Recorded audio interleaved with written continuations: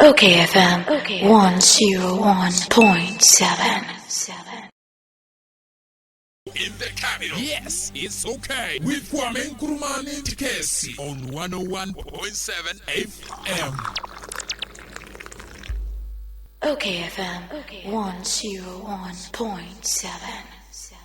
Onia kasa na kasa ewo Vodafone day waso Vodafone ema wakwenya mo afre Vodafone number bia de mu ni nyina ne wutua 50 pesos pe ashoki won ane 50 pesos pe de mu ni nyina ewo Vodafone day waso enti koswe na ne adofo ne ebusuafo nkasa mretintin bia mo pe wo de ebo 50-50 na fa ho shem ehihye kakra wo ho. The future is exciting. Ready? Okay, FM 101.7. Okay, FM 101.7. Ufie be ye fair. We dwuma me won potem bet bright here. Fire no azar paint. E ban bia ho no wutwa no azar. E hyiren sensroma. Azar paint ye papa. E chepa. E chi sama be bianso ye trebien. E ti brighten. Azar wada so teso azar still #1 from the Azar Group. Okay, FM 101.7. Good morning. Good morning. It's a good morning. The best breakfast show in the capital. Yes, it's okay. With Kwame Nkrumah Tikese on 101.7 FM.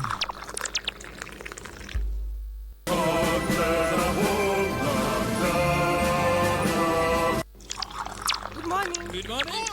It's a good morning. The best breakfast show in the capital. Yes, it's okay. With Kwame Nkrumah Tikese on 101.7 FM. Abrakume gunshirani mpo na eti kuma kwadwo na beso biribra Kwame Nkrumah birimbram.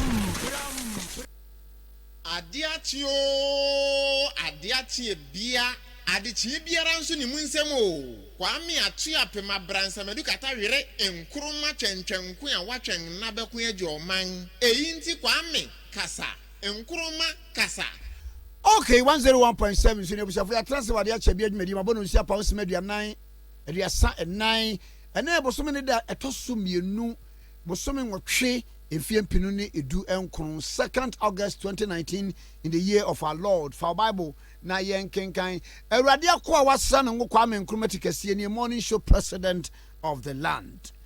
Na ayemfo ngoma etoso mienu etre ensia imu edunum 2nd Kings chapter 6 verse 15. 2nd Kings chapter 6 verse 15. Yentie onyankopon asem na nyankopon nipa no somfo tua anhima se wo sori afred yi no na hwe edom ne aponko ne ntiase nam atwa kuro no ho ahia na nabofra no ka kire no se a o miwura ye beye den na wo se insuro na wana oka ye ho no do sese ne wana oka won ho no na Elisha bom paye se Awurade bie nani na wo hunu na Awurade bie abrante nani na wo huni na hwe ogya ponko ne atiase nam aye bepo no so ma atwa ho ahia ene Syria fo sane ba ne so na Elijah bom paye Awurade paye se mesrawo fa nifra bodomi yi na wade adifra bo won sade Elisha asem no tie no amen. Aha waka asem bi asem no mu odupa yie wose ne nyankopon nipa no somfo no wotua ahima sori afredie no na hwe edom aponko ne tiase na matwa kuro no ho ahia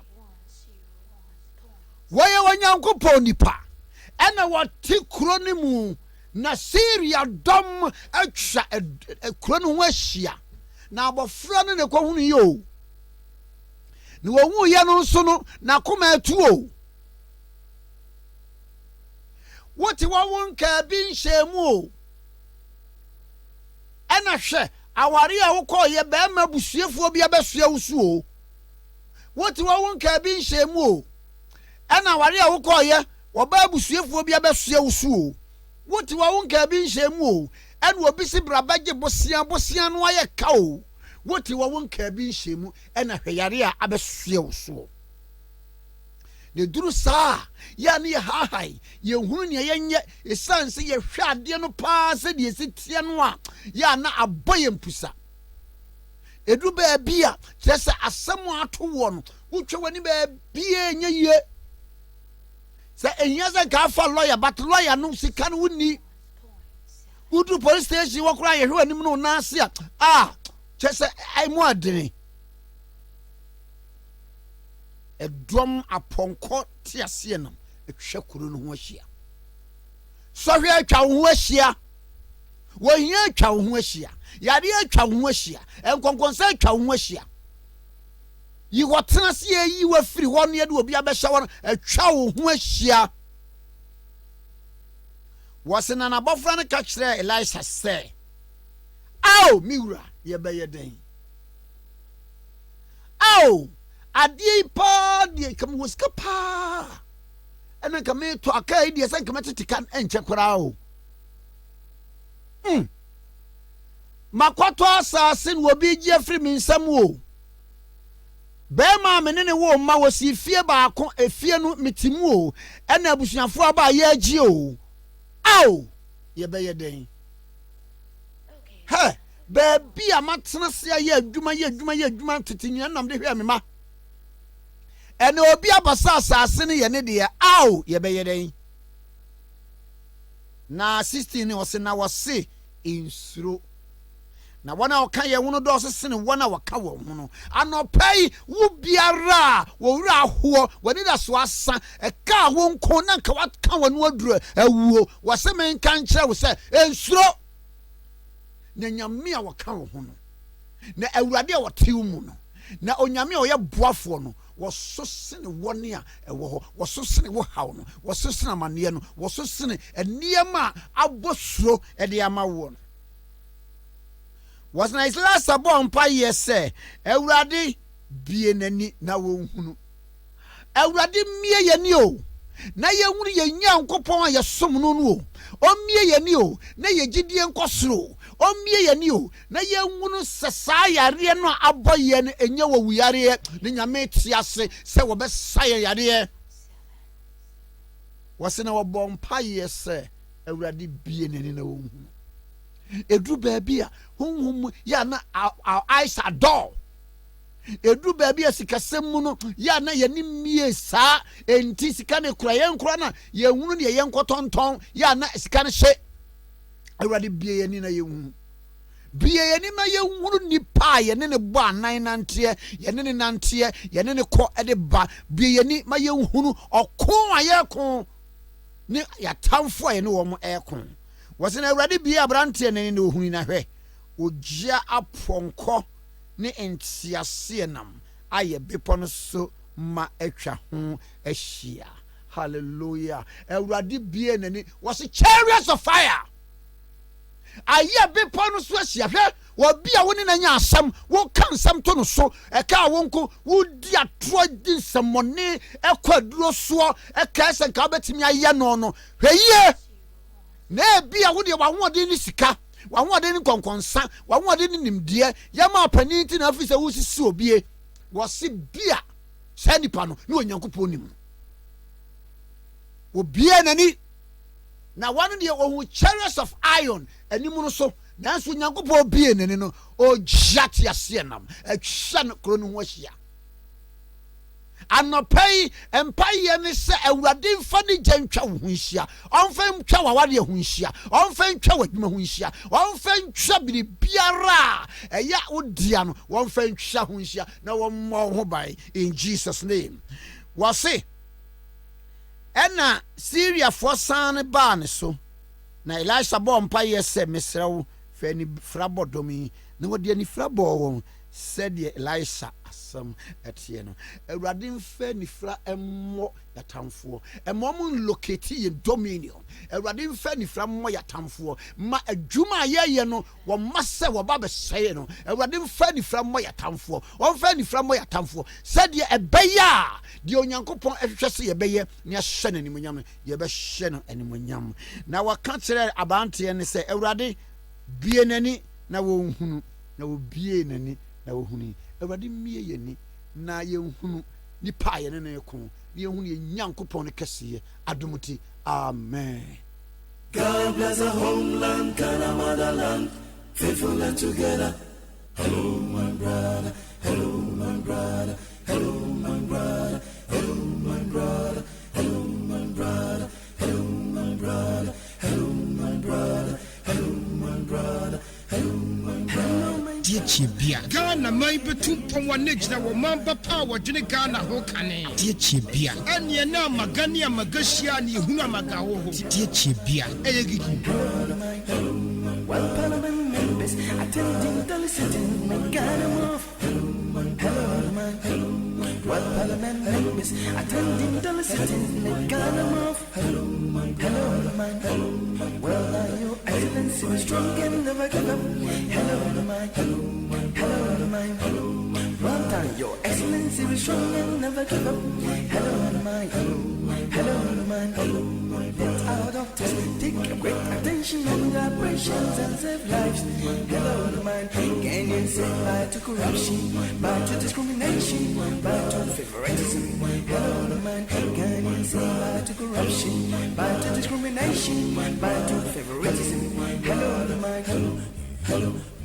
My fellow Ghanaians, Ghana past 50, so we forgot corruption and stealing. Them happy to go have Ghana grow.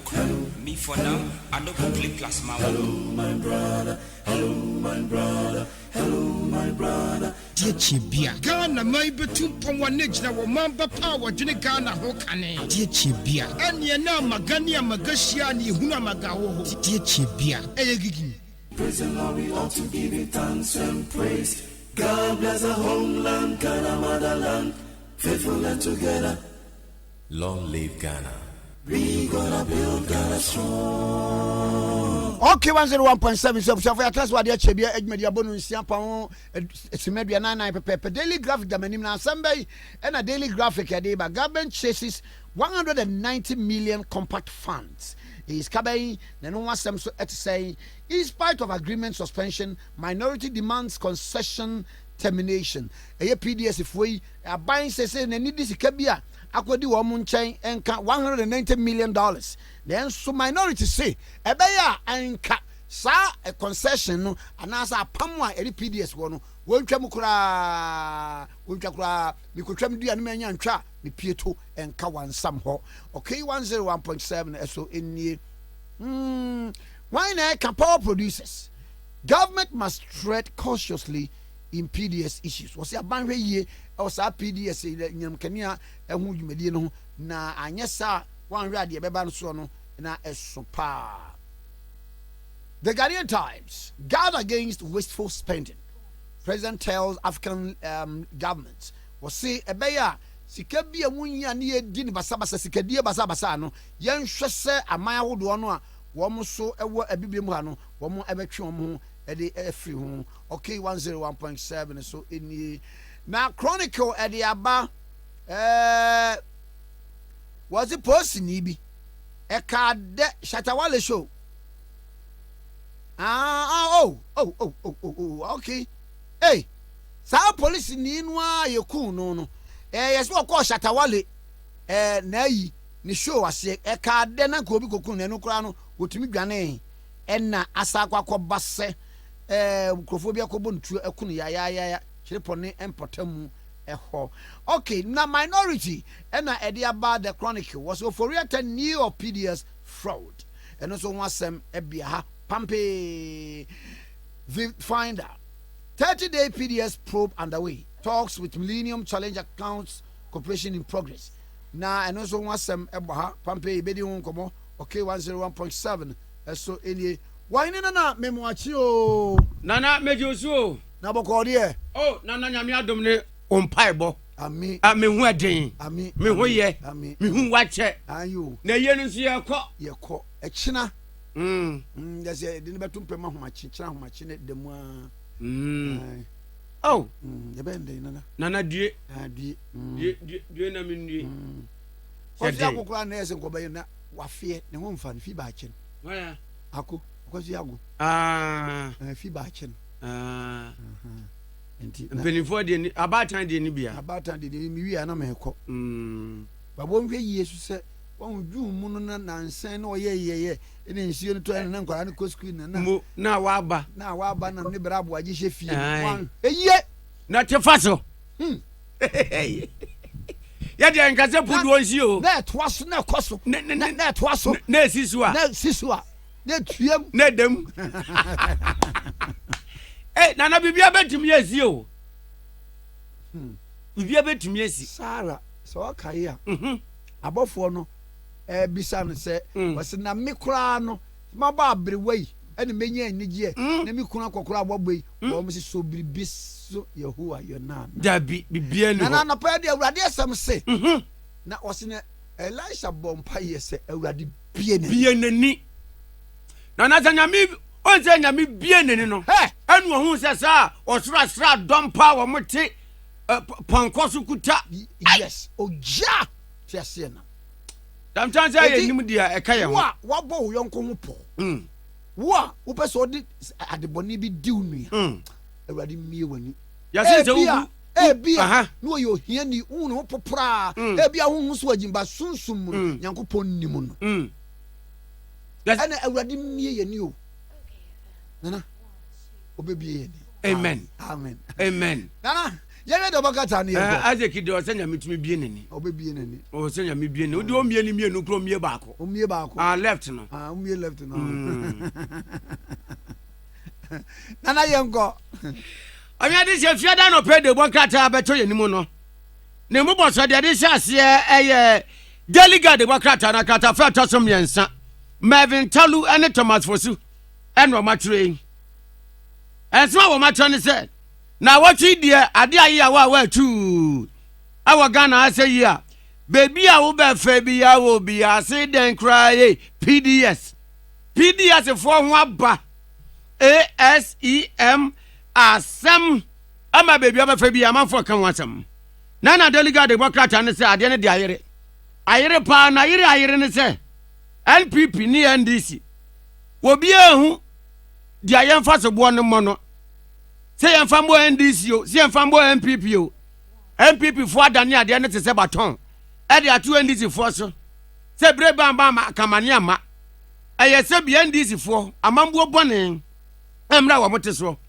wɔn mpɛ kwan papa bi amfa yi na ma hoɔde amfa so ne ekɔ dum so mu ɛna kɔfa wɔ nyinaa ba NDC foɔ no so ka wɔ mo deɛ adeɛ ne de asɛe enti edi agya mo sɛ munye ne yie to wɔ sɛ munye ne yie na ɛnsɛm de do asɛ pa na yɛn na delegate bɔ amadeɛ sɛ abanhyiafo a wɔhwɛ Ghana yɛn kratɔ ho nsɛm so Kwame Nkrumah Nkrumah ɛna news conference bi kɔɔ so wɔ Nkran sɛ na news conference no energy minister John Peter Mewu na ɔwɔ hɔ bi ɛna ɔmo set records ni straight sɛ adeɛ na yɛn hu ne sa ne sɛ bi a aban ne de ne sa hyɛ ne damri fam ɛna ɔyɛ nhwɛ haa aban ne nai ɛna ne nagu abɔnten sɛ nka aban na da na ne nagu abɔnten ya ɛnka aban ne kura nkɔhu sɛ bigidi triangular wayo ɛwɔ PDS fo dwumadiem ama nka aban fa ma abɔnten okay aban kɔwe yɛ na nkohu yɛ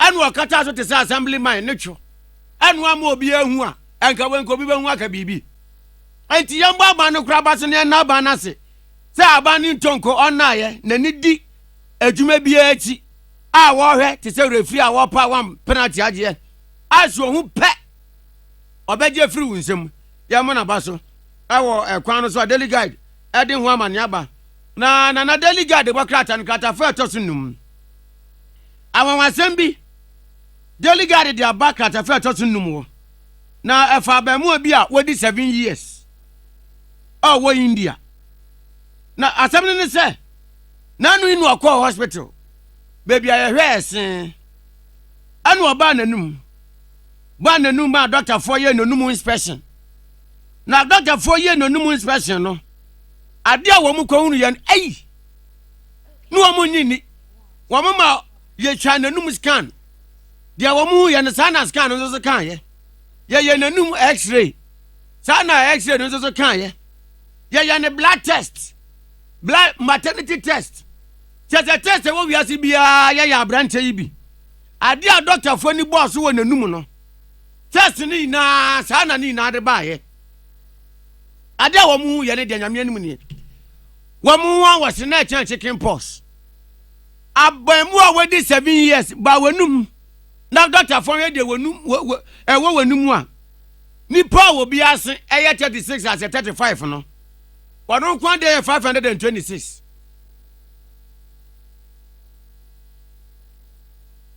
aja na no dia kan bro say dental deformity no preko 526 7 years 7 years what is 7 years oh ana ne sia gu nanum ya 526 ana bia bayan kitin ase buru adi ko nika akonyam dental deformity na we do obenya 20 years there ya ese mi sia aduasa mienu ana aduasa am ka aduasa mienu 32 16 ana dentist for me ka cho ebi anso kura wo ni din incisors peba ko enimu ade ti ade no incisors ana molar ana premolar ni nyina amna mo je sha no dodomu de na ye de wi atadwe ne ye nko no woni se emmoa ye ka mmoa nipa so eka ho yeah intelligent animals. Oh, okay. Yeah, mammals, warm-blooded animals, no. Back on now. Who can young kwana? The way who one set. Yes, sino. Yeah, the ultimate win nam. As are the way, Ura. One be a the way almost the NTN.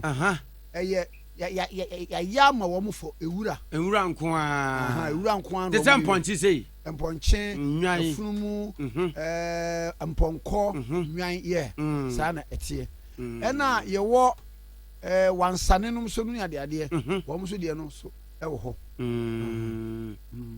wow na nya hu enti nipa nko na ye wo de ayede awe ayi ti ebia ese wo ye no mu ebia wo adwuma eye ebu wo a wo transfer ma the IS a vampire no now the ayo you also a wo di code do bi o ade ha e bia na ya position no say the esisi animu no cross side different yes na abo bia wo moja wo no bia no e wo say the ye ne sene de ne sene na we de mi say akra entacha ne kakapento so e wo mo tatiasi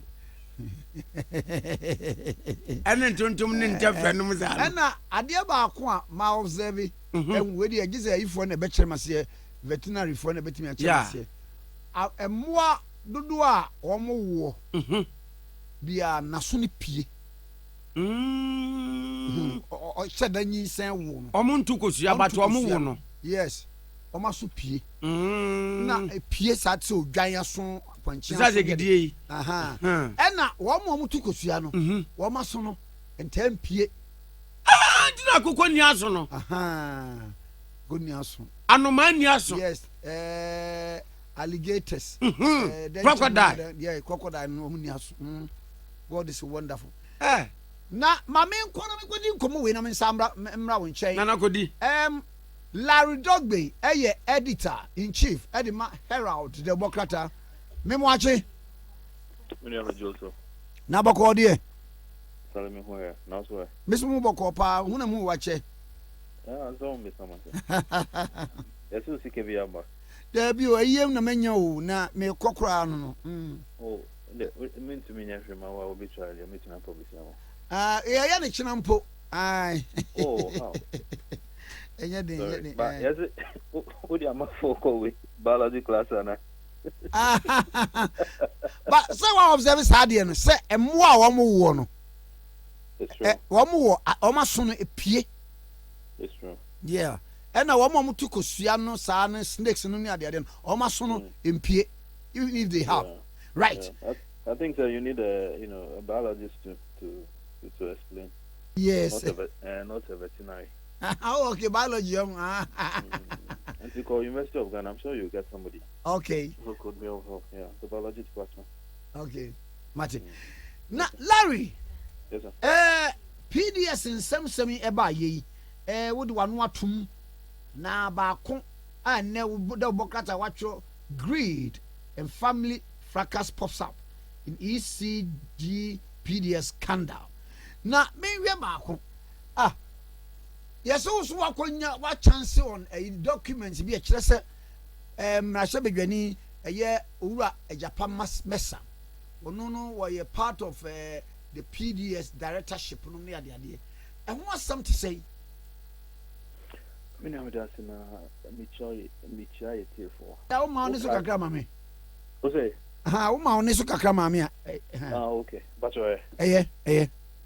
Okay, it's PDS and I say ECG takeover. No, you are the first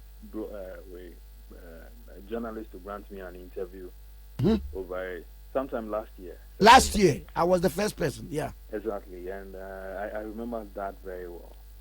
And I told you, sir, there were things that are a beba, and that I didn't know a man for and twasso. What is it, sir? You wanted to take up a strategic national asset that's now money any experience. Will be a new way cable 1 yard rather electricity cable 1 yard that. Will be a new, and then they didn't have the financial way muzzle. They don't have the the technical know-how in managing a facility like that. Now, it is about politics, family and friends, connections to the presidency, and party, MPP party inclinations, and so many other things. And so, a national asset to say ECG ECO, and the conditions which are supposed to be, precedent before the thing is handed over. No, it's not there. Now, and see, at the time, starting investigation in February last year. All through, we kept running teasers and so on, and out of the teasers, a lot of information came. We say, listen, me can't we not say what to me, India, don't go there, but look at this person, and then it's the other guy, and so on. So we started investigating, but, long story short, we got some documentations as well, transactional, and we noticed, before, let me start with one guy who came, David Asari works with Zoom Lion. David Asari by your office, and then during an interview with him, he said that he's the owner of the company. Owner of PDS and a company, No, he's the owner of TG Energy Solutions, one of the companies that eventually formed PDS. He's the owner. So we asked, David, do you have under what condition do you procure this? Also, he brought in. He saw interest. He expressed interest in managing it. Do you have the technical know-how? So they could get a technical way. They could get expertise. Do you have the financial muscle? So, the company in the manner he can use assets of ECG to procure a loan. Yeah. Na obey for interview and obey. No, on the basis that we had run a teaser, and then he had interest in whatever, he was affected by that teaser. Okay. Teaser is just, a notice, listen, you are working on this story, and I said, this story is about to roll. And so, just like you flash a headline or something. So, out of that, I know okay. For some time. you have the expertise. He said they could go and get expertise from somewhere. David said he was the one who brought in the Miracle Manila company. The same David, said he is the owner of TG Energy Solutions. What he didn't know was that at the time we had spoken with what's his name? We had spoken to Philip Ayesu. And Philip Ayesu is the guy who runs the barber shop at East Legon. Mm-hmm. And Philip also said that he's the owner of the same company. Philip also suggests, yes. Philip also suggested that he was the one who brought the Miracle guy. Then there was another officer with Joseph Edu. Joseph Edu also said that he was the one who brought Miracle. So at a point in time, the whole thing was becoming, murkier and murkier, and you don't know who to believe and who not to believe. Sir Joseph Edu, no, so why? Oh, he's the owner of Santa Barons. Mm-hmm. Yeah, Santa. So he is involved in the company as Santa Power. Now, when it must be put on record that when you speak to Joseph Edu, he sounded quite convincing, rather compared to the other way, compared to David Asari, and then David Asari and this man, and then Philip Ayesu. Mm-hmm. Now, because Joseph Edu was able to show documents, listen, they are working on a financial package at some financial facility from a certain American company. I can't immediately recall the name, but if you give me some time, I could. But then you talk to this guy, you talk to David Asari. David says that he's hoping to use assets of ECG to go and procure a loan, to come and manage ECG. And that's where you'll be able to me. Exactly. I mean, even a kid can my 5-year-old kid can do that.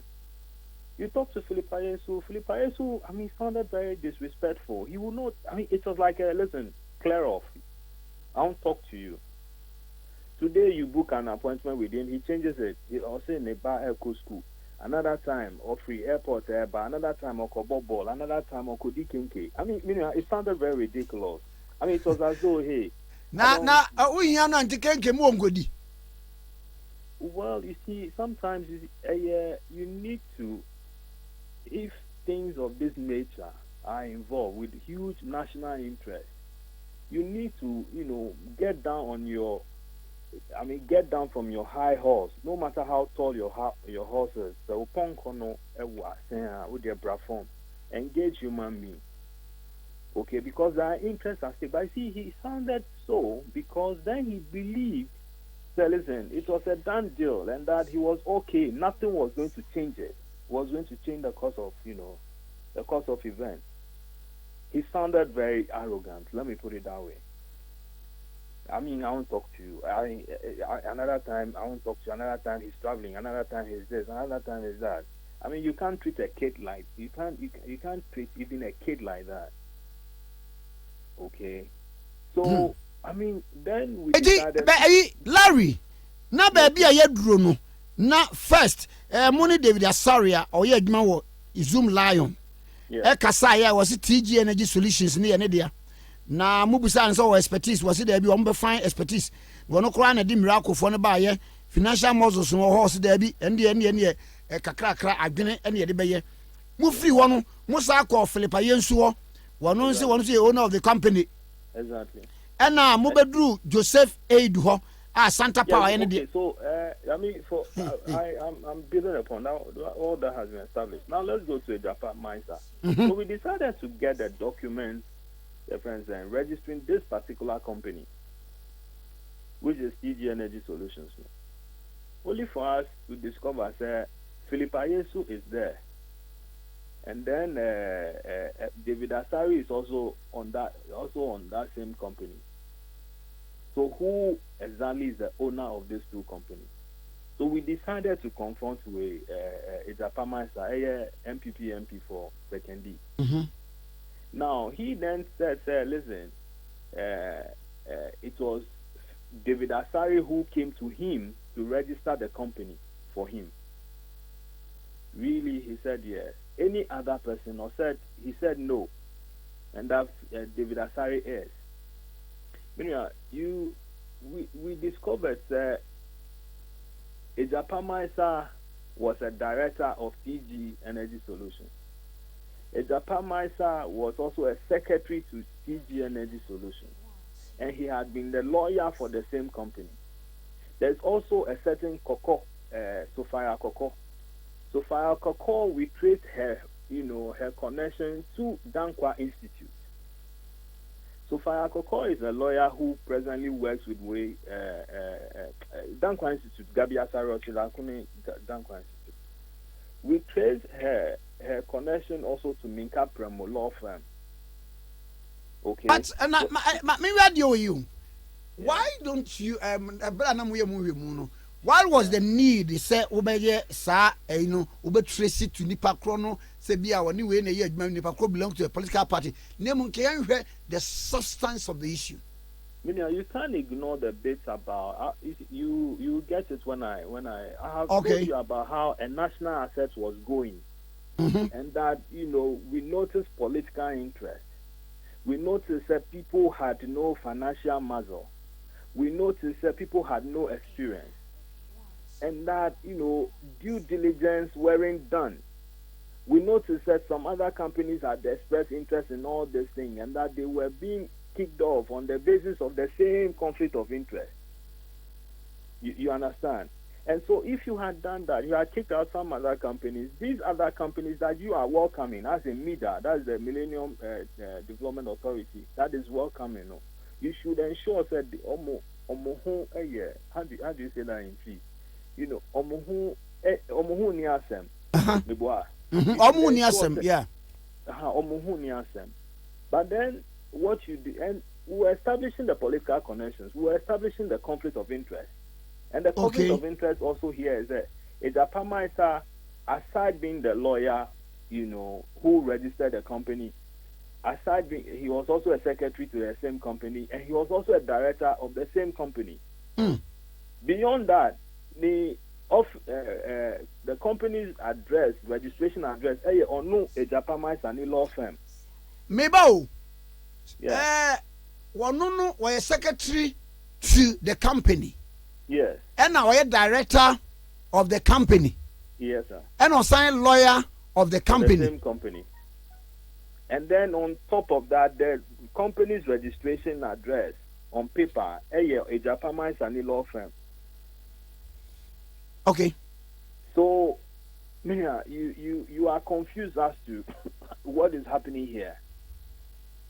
Again, on top of that, then a Japanese now sits in parliament as an MP representing the people of Sekendi, and approve of the same deal that he stood to benefit financially. Now, Emram man who kwansa. Look for the definition of conflict of interest. Okay. When you look for the definition of conflict of interest, you can get it. He had, an overwhelming interest when you flip it, those states or whatever you do. He had an overwhelming interest. The interest no so. Again, you see, there's something people are not getting. Anytime you pay electricity bill, okay, the chunk of it was going to end up in this guy's pocket. Anytime you pay electricity bill or somebody else pays electricity bill, it was going to end up in this guy's pocket. And so if they were coming on the basis of managing ECG, they should come with an overwhelming way experience and as a muscle, financial muscle and other things. You wouldn't have to be going through this. Long story short, we reported this, last year into this year and many other things and so on. Then finally, this document, this government directive about Ellison, they have suspended the transaction. Yeah. Mu take the pain to contact Urua Japan Mesa Esquire. Now, on so none response is saying. What he said, he didn't see the conflict of interest. But you see, it is not for him to see it or not to see it. But Oje to Musa Ampa or your secretary. was your director. He admitted, was sign he lawyer. admitted he was. Did he admit? He said he admitted he was a director. He was a lawyer who registered a company. I would have to, listen to the tape again. But Enra Minenenya way and can't be or CTFM. He admitted, say he's the secretary. He also admitted he was a director. He also admitted that he's been a lawyer for the company and that he was the one who registered the company.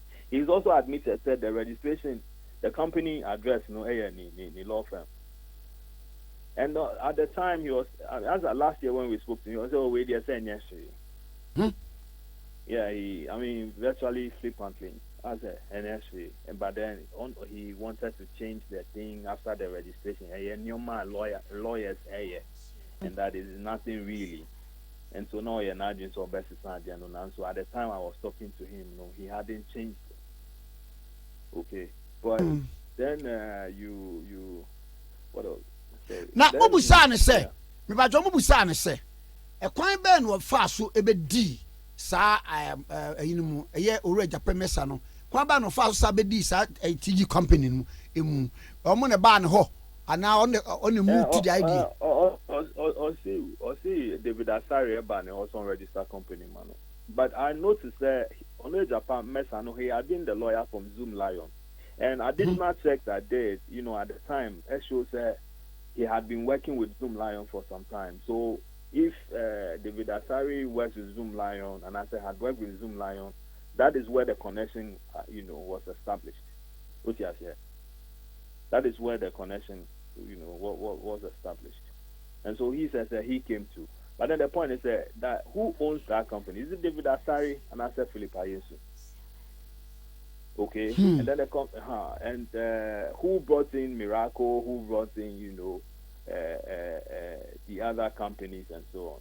And also that why would a Japan Mesa be lawyer on paper, be secretary of the same company, a director of the same company, and on top of that, his address, his law firm, becomes the official address of this same company.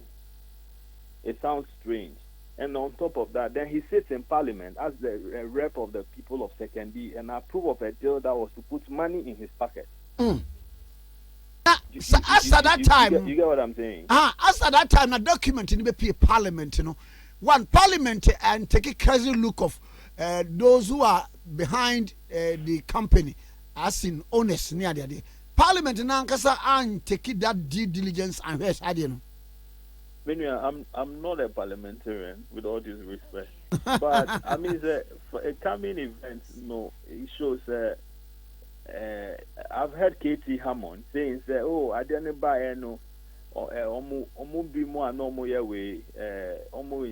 They were in charge of the Energy Committee of Parliament, Energy and Something Committee of Parliament. They raised red flags over it. Katie Hammond, though, the chairman of that committee, they said they raised red flags over it. You waited until this time before you are telling us, listen, you raised red flags over it. You had approved of the deal. The thing was gone. Due diligence and so on weren't done. We kept, when you read some of our publications back then, and I said even into this year, we kept saying that due diligence, weren't done. Due diligence on part of government and due diligence on part of Larry. Mida. Yeah, where TG company no. Yeah. A quite bad one for so a beca sa consortium a form of PDS and so. Now who weaved that thing into such a fold of a consortium? Who did what?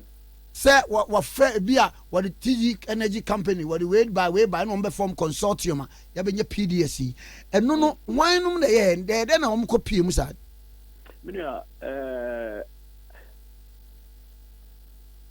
I didn't check as to how TG came on board. Yes, I let me be frank with you. But what I noticed what we picked up was that some of the companies involved in that deal were not, didn't have whatever it takes to take part in that transaction. And so we decided to investigate that particular one. So, as to how they came on board, whether somebody brought them from wherever, and I said, what you could hear and say, listen, they were not part of the initial deal, and I said they had not been part of the transaction initially. But then, David actually says, he saw the thing and then he expressed interest. But this is David who claims to be the owner of that company. Then Philippa Yesu also comes and says that he's the owner of the same company. Do you get what I'm saying? So who are we to believe? David, or we are to believe Philippa Yesu? Or Ejapa Maisa, who said it was David Asare who came to him? And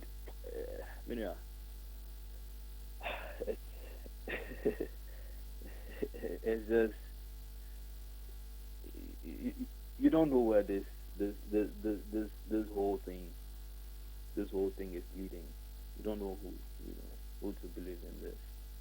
But to give out a national asset like ECG, and then these are the issues that you discover at the end of the day.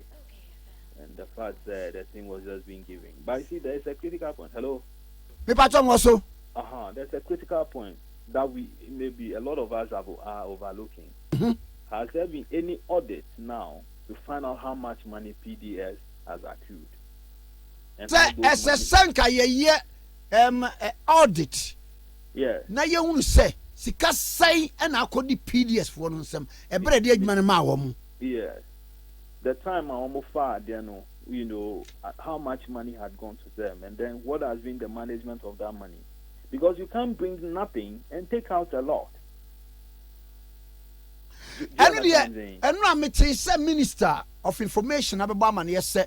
One, almost set a committee. Now, 1 month within which to come out with what went where, what went wrong, Did Kojo Nkrumah tell you who constitutes that committee? There be. Okay. But I almost on Qatar. US. He should be telling you and I who constitutes that committee. If I were there, I mean, he didn't invite me, but he didn't invite the Herald. But if the Herald was there, would have asked him, Kojo, tell us who constitutes that committee. And if I'm sure that you can equally call him right now and find out who constitutes that committee. Okay. What is their mandate? Because there should be a benchmark through which we should mark them. A lot of things have happened in this country. Committees have been set. UK boss committee bina. I mean, there were 3 committees actually. There was one that I said BNI had done that you and I, we didn't believe in. Then came another professor something committee that then there was a ministerial committee that we didn't believe in, and then there was a third committee. I think there's one that led by Senor Hosio there. So some other group. Mm-hmm. So. And then at the end of the day, the president came and cleared these people. Again, even Ayawaso Westwagon, we all watched it on television. Reports have been submitted. To date, no action has been taken on, that, commission's, report and so on. So if the government is telling us, you have said you've identified fraud, you have identified something criminality, and that people should even be arrested, investigated, arrested and prosecuted. And so if you are going out there to have an investigation done, you should be giving us who constitutes that committee, so that in case somebody had heard something, put us here, the person can quickly, push it to a member of that committee. Again, then you recall, Addison committee, Yes. That went to Dubai. Mm-hmm. To go and have fun and so on, came back in their reports, on Ameri. Whatever became of Ameri is, you and I, it's a public knowledge. And it was the same Ameri, that committee was sent there by Ejaku. They came back, and today Ejaku has been fired on the basis of Ameri. Do you get what I'm saying? So a lot of things, I don't want to try, I have doubts about the so-called committee. You don't suspend a company, and then now you said that you are investigating, you abrogate a contract, withdraw a license, and say you are now going to investigate in Qatar. What do you need from Qatar again? Documents are flying all around here. I mean, we have even some pasted on social media and so on. from these same, Qatar or something. And so, why are you going back there? They should just submit you a report on whatever action they took. You don't need to travel to Qatar. Use taxpayers' money to go back to Qatar and do what? Namibao. Say, and I'm say, the terms of reference, their terms of reference. Any baby a Qatar for one miracle for near the idea no. Company be linked to that. If you asking, one could pay information free ho. When you are US, so I could pay USD no making in a boom. Oh, what's the me? Very soon they'll end up in your village. Very soon they'll end up in your village. They'll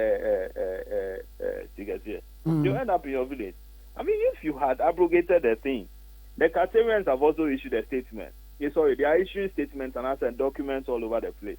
Just get them. Oh, you guys, send them a mail. You guys, what is the basis of this action and so on? And then let them reply. And I'm sure that is enough for you. You don't have to take a delegation. A delegation of how many? And how much money are they going to spend? And for what, for what again?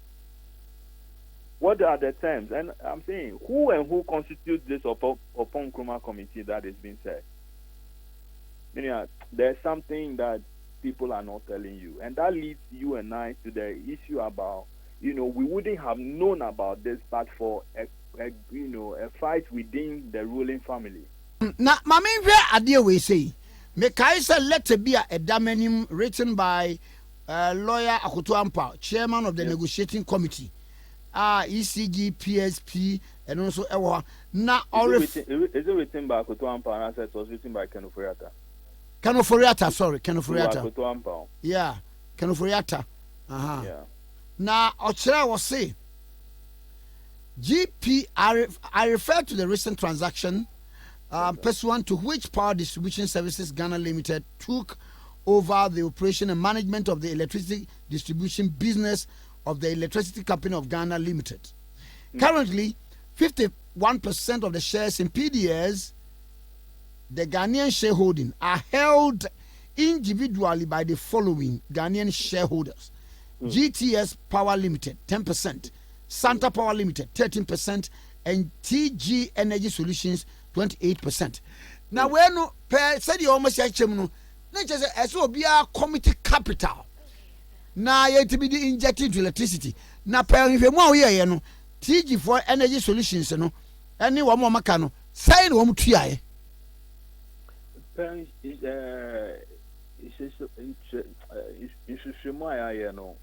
We haven't come across anything that came from TG Energy Solutions. Okay. We haven't.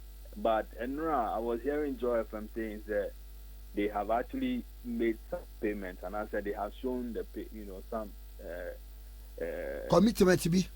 Commitment be. I'm yet to see that document and review it, and then if possible and make make some meaning out of it. I haven't seen that. I haven't seen that particular document. But you see, there's also another letter which was written by Philip Ayesu, Joseph Edu, and one other Frederick Esumeni or something. Read the Herald, we have mentioned. And that letter was dated February 7th. What? Hello? Me was so meet you, pa. That letter was written in February, and that letter sought to change the shareholding structure of PDS. They were bringing in, the Ghana Infrastructure Way, Institution B, which is state-owned, and they were also bringing Mr. Antonio Otin Jesi into this particular transaction, and then another company in there that they were. So at every point in time, to say a lot of things were happening in the company. So it wasn't like, okay, we had just passed it, but after the passage, in Parliament, and then the takeover of ECG, things started happening.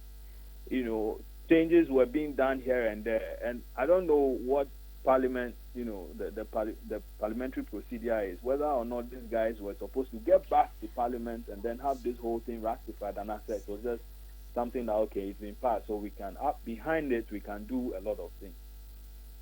And this is where the Attorney General comes in, whether or not she's aware of some of these things that is happening, and I said they had, or she was unaware. She was unaware. But I see. it's not the same idea at all. Now, when the last one cry, and then I will pay the other buy, you will see greed and family fracas pops up in ECGPDS scandal. And also, a head in me. Okay, so after the suspension, we decided to dig further, speak to our sources within, and so on. And we are told that the ruling family is split, with Ken Oforiatta leading one side, and then the Dankwa Institute people also leading another side. And it was the Ken Oforiatta group that eventually issued a statement, that called for the suspension. And what you pick up is that it had to do with the distribution of the proceeds that were coming to PDI. And that's Obi Sesikani and so on and so forth. And so that even led to the attempt to have this whole thing restructured and then fixing people who could benefit and all manner of stories you hear as far as this whole transaction is concerned. But there's one key thing also which is popping up. Kelly Gajepo is the chairman of the ECG board. We are aware. Hello? PTO. Kelly Gajepo is the chairman of the ECG board, and it is ECG that is said to have done this particular investigation now. Then that they got to discover that due diligence, and I said certain payments hadn't been done. And I said the documents submitted as part of the security guarantee, were fake, and I said were forged. Now Kelly Gajepo is a friend two-way. Ken Oforiatta. Indeed, they have business interests together, the enterprise group. And for the management of ECG couldn't have done this particular investigation and as a due diligence without Kelly Gajepo's knowledge and without the knowledge of Ken Oforiatta. You understand what I'm saying? Hello? Meet you, Paminia. Nananya, ya fa go. Asem na menya dai. Asem ni wa mintimi nkabi. Aha, mintimi nkabi. Na me ma wodi nsem ni nyina egu ho wi a na eja ya hwe de ebesi akiri. Ebehwe ese So you have a situation where Kelly Gajepo couldn't have done this particular investigation without the knowledge, of na where the sanka ya do me ma me bi kura nka me kametumi ayo was it me say sa ayin sa managing ECG no me ade say me management what on bob da was it what on bob da say go mbechere me expertise in dey ka ba ko fa ba there are different words and so on. You need for a room and as a bath house, a bedroom. Minim boy be talk on when you bob ho adwuma pankam den beba o kantamanto. I mean, on a more serious note, there's why would MIDA, that led by Mr. Martin Eson Benjamin, fail to do some of this thing, do the background check on this company? Mm-hmm. Why? Why would they? When we started this story last year, I mean, we had some contact from the American embassy, and that we had published a story with regards to this particular thing, and that what were the issues, and that their attention had been drawn to it. What were the issues? So we explained to them, and then we left it like that. But I mean, to understand, the Americans showed interest.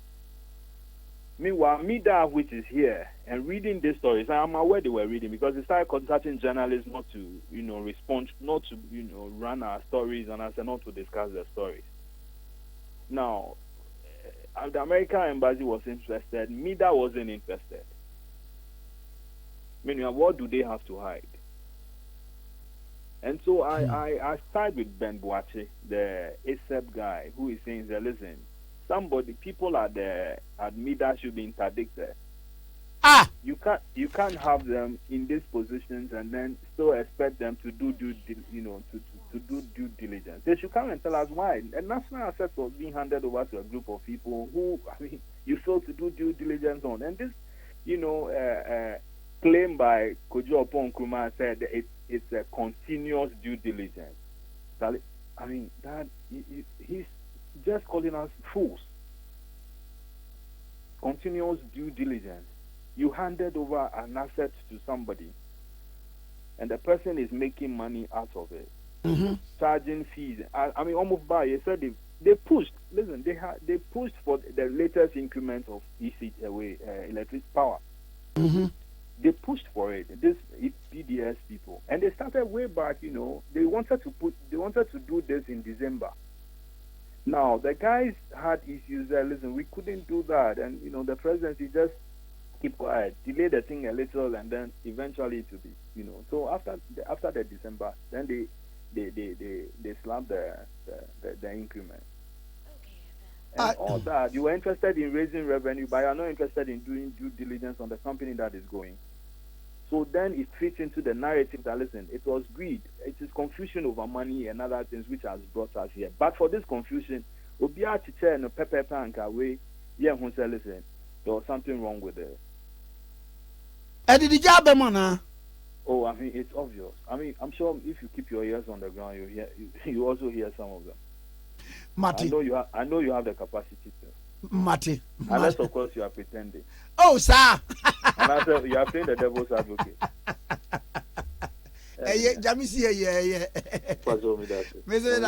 Now, my friend, I'm a heading commercially. Why? And we actually. Why? Hi, Kwame. Larry. May I say bye-bye. Okay, 101.7 is in the Oral Larry Dogby, editor-in-chief, Emma Herald, the Bocratano, and Menena Aggregate and Comono. The amount in here, or the two also.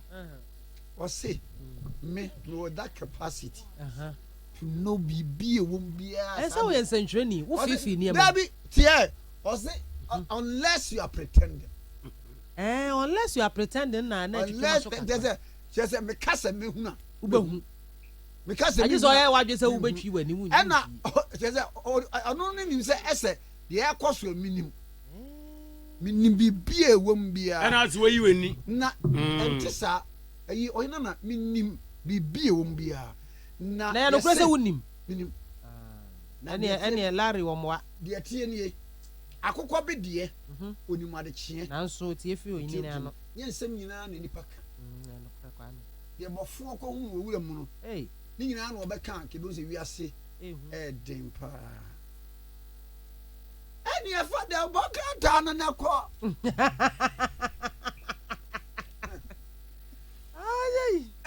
na yanko ko yo na India sem na America no nyamya yadum ama Dr. Pratiba Ramani woni ni nyama doctor fo bi biam so ameto abamu obi a wedi 7 years on fi nanum ma doctor fo yan expression won nanum a ono nko ansi egu nanum ase eburu ayade ko nika akonyam 526 7 years and obedi 14 years they say they bear you 2 million nam ka kiro oh na doctor fo say da bi wede na num che nika se wo man tutu bia mfiri mu a ahwa efiomu didina wo beri nam neje ho mo obia no condemn anti doctors mienu wo mo de 5 hours and na ye ne surgery and wo matutu asini bia firim na 526 wo mu tutu am na ka 32 anya de keto wo ma ya na wo maduru beebia hu se so am ka still wo mu tutu a nanum beda ne motowe ene guano enti wo ma ye ho adwuma kakra tudo omugusu tutu omatu bia fine Kwame yenso aso okudo bokrata daily graphic mo na daily graphic front page hono mo na Mary Mensa na Mabel Akubana se wo mo ede aba na wo mo de aba wo mo ede yewra John Peter Amewu Minister of Energy wɔde ni abeto abra na wɔne nsɛntwerɛfoɔ ɛkasa edi nkɔmmɔ ɛfa saa PDS nsɛnsɛmi ɛho na wɔkyerɛ sɛ aban egu so a wotu anamo ahwɛ sɛ sika bi a Americafoɔ yɛde nsa yɛne ɔman Ghana yɛne America ɛde nsa ɛhyɛ contract ase a PDF adwumakuo nti ɛnam so ɛmo de sika 308.2 million Ghana cedi dollars ɛbrɛ yɛn no na aka emu 190 million wɔso wɔn de bɛsɔ so ɛyɛ second tranche no na first tranche wɔn de maa yɛn no wɔn ka yɛn ne sɛ ansa ne yɛnsa bɛka second tranche na nneɛma bi wɔ hɔ no wɔsɛ Ghana yɛtumi di so edisi yɛtumi di saa nhyehyɛ no so wie di a ɛna second tranche no yɛnsa ɛbɛka edisa ne akɔ no ɛyɛ adeɛ sɛ yɛ second tranche na ho nhyehyɛ ne ade nyinaa yɛtumi adi so enti yɛhwɛ sɛ yɛnsa bɛtumi aka nti aban no egu so a etu anamɔ sɛ bɛyɛ 190 million cedis no wa ne nsa bɛka deɛ free America aban nkyɛn wɔkyerɛ sɛ ɛmfa ho sɛ PDS or power distribution services for wɔn contract no yɛatwa sensɛn mu sɛ ne etie bia no ɛwɔ sɛ yɛnsa etimi kam sɛ sika no a ɛno ho nsɛm so no the Daily Graphic de bokrata wɔde aba na Daily Democrat no ɛna yɛde ɛto so yi na Daily Democrat no mabakata fa ɛto so nsia kyase tibuodu ɛna watire yi na ɛyɛ mampani na nado dankwa ekufuado ɛna mampani ɛkasa mampani se nokra deɛ wɔ hɔ a na waka sɛ nokra da hɔ anaasɛ wɔ hɔ a ɛwɔ se yɛka sɛ Africa yɛtwɛn sɛ ɛmmoa yɛbɛnya deɛ firi amanɔne ɛne yɛde bɛyɛ Africa yie paa deɛ a ɛne yɛawegya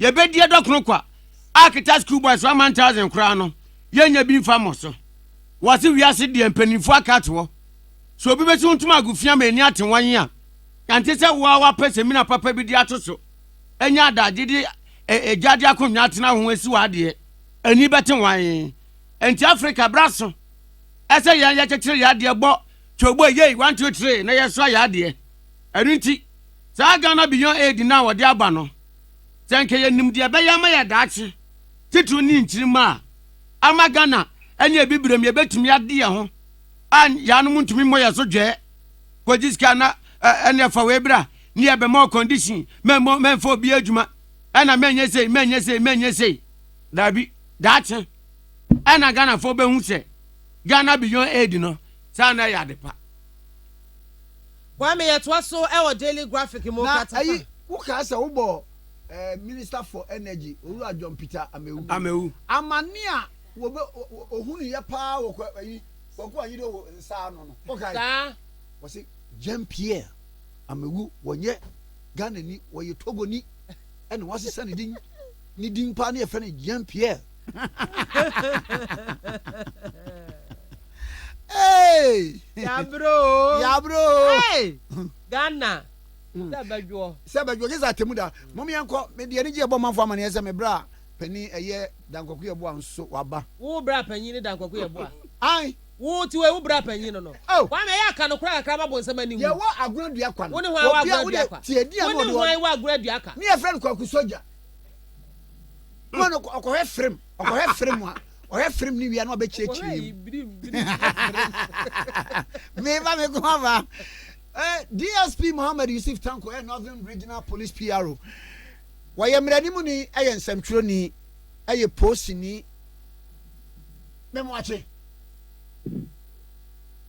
mejo so menua na bɔkɔ de nyame adom bɔkɔ na ayi title video ana dɔɔso ni nyina nso wɔ mu o ai so me jiri sɛ nyame adom ho yɛ ye ho yɛ pa ye ho yɛ na mo so ami na yaba wo nkyɛn a enura ɛsi edum rempem ɔsahene a ogyina wo ma posi adwumakuo papa ɛne mpanimfoɔ ɛso ɛba am hɔ aigi ɔne mpanimfoɔ ba am hɔ na amane ne yɛsɛn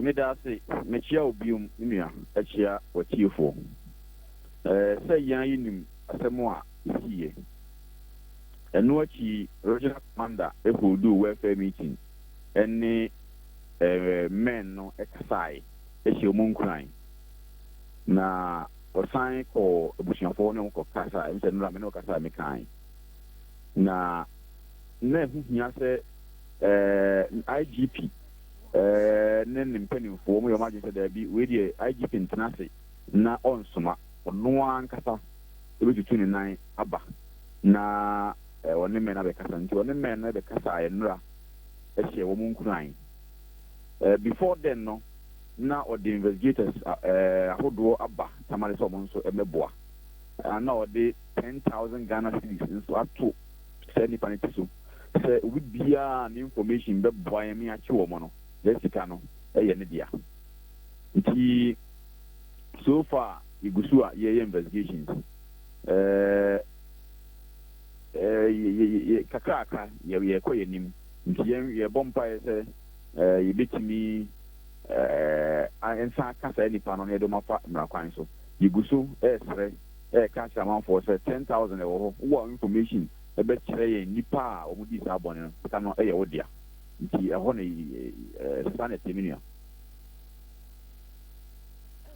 na maame nhwɛ adeɛ bi a wɔ chronicle anim wɔse how murdered police woman escaped death at Shatawale's show na kyerɛ sɛ maame no ɛka de ɛyi kuro kade ne din paa de ɛka de na nka maame no nipa bi eku no ɛwɔ Shatawale show bi a wɔyɛɛyɛ ɛnu akyi ansa na awerɛhosɛm nso asaba yi na no na ɛdeɛ no no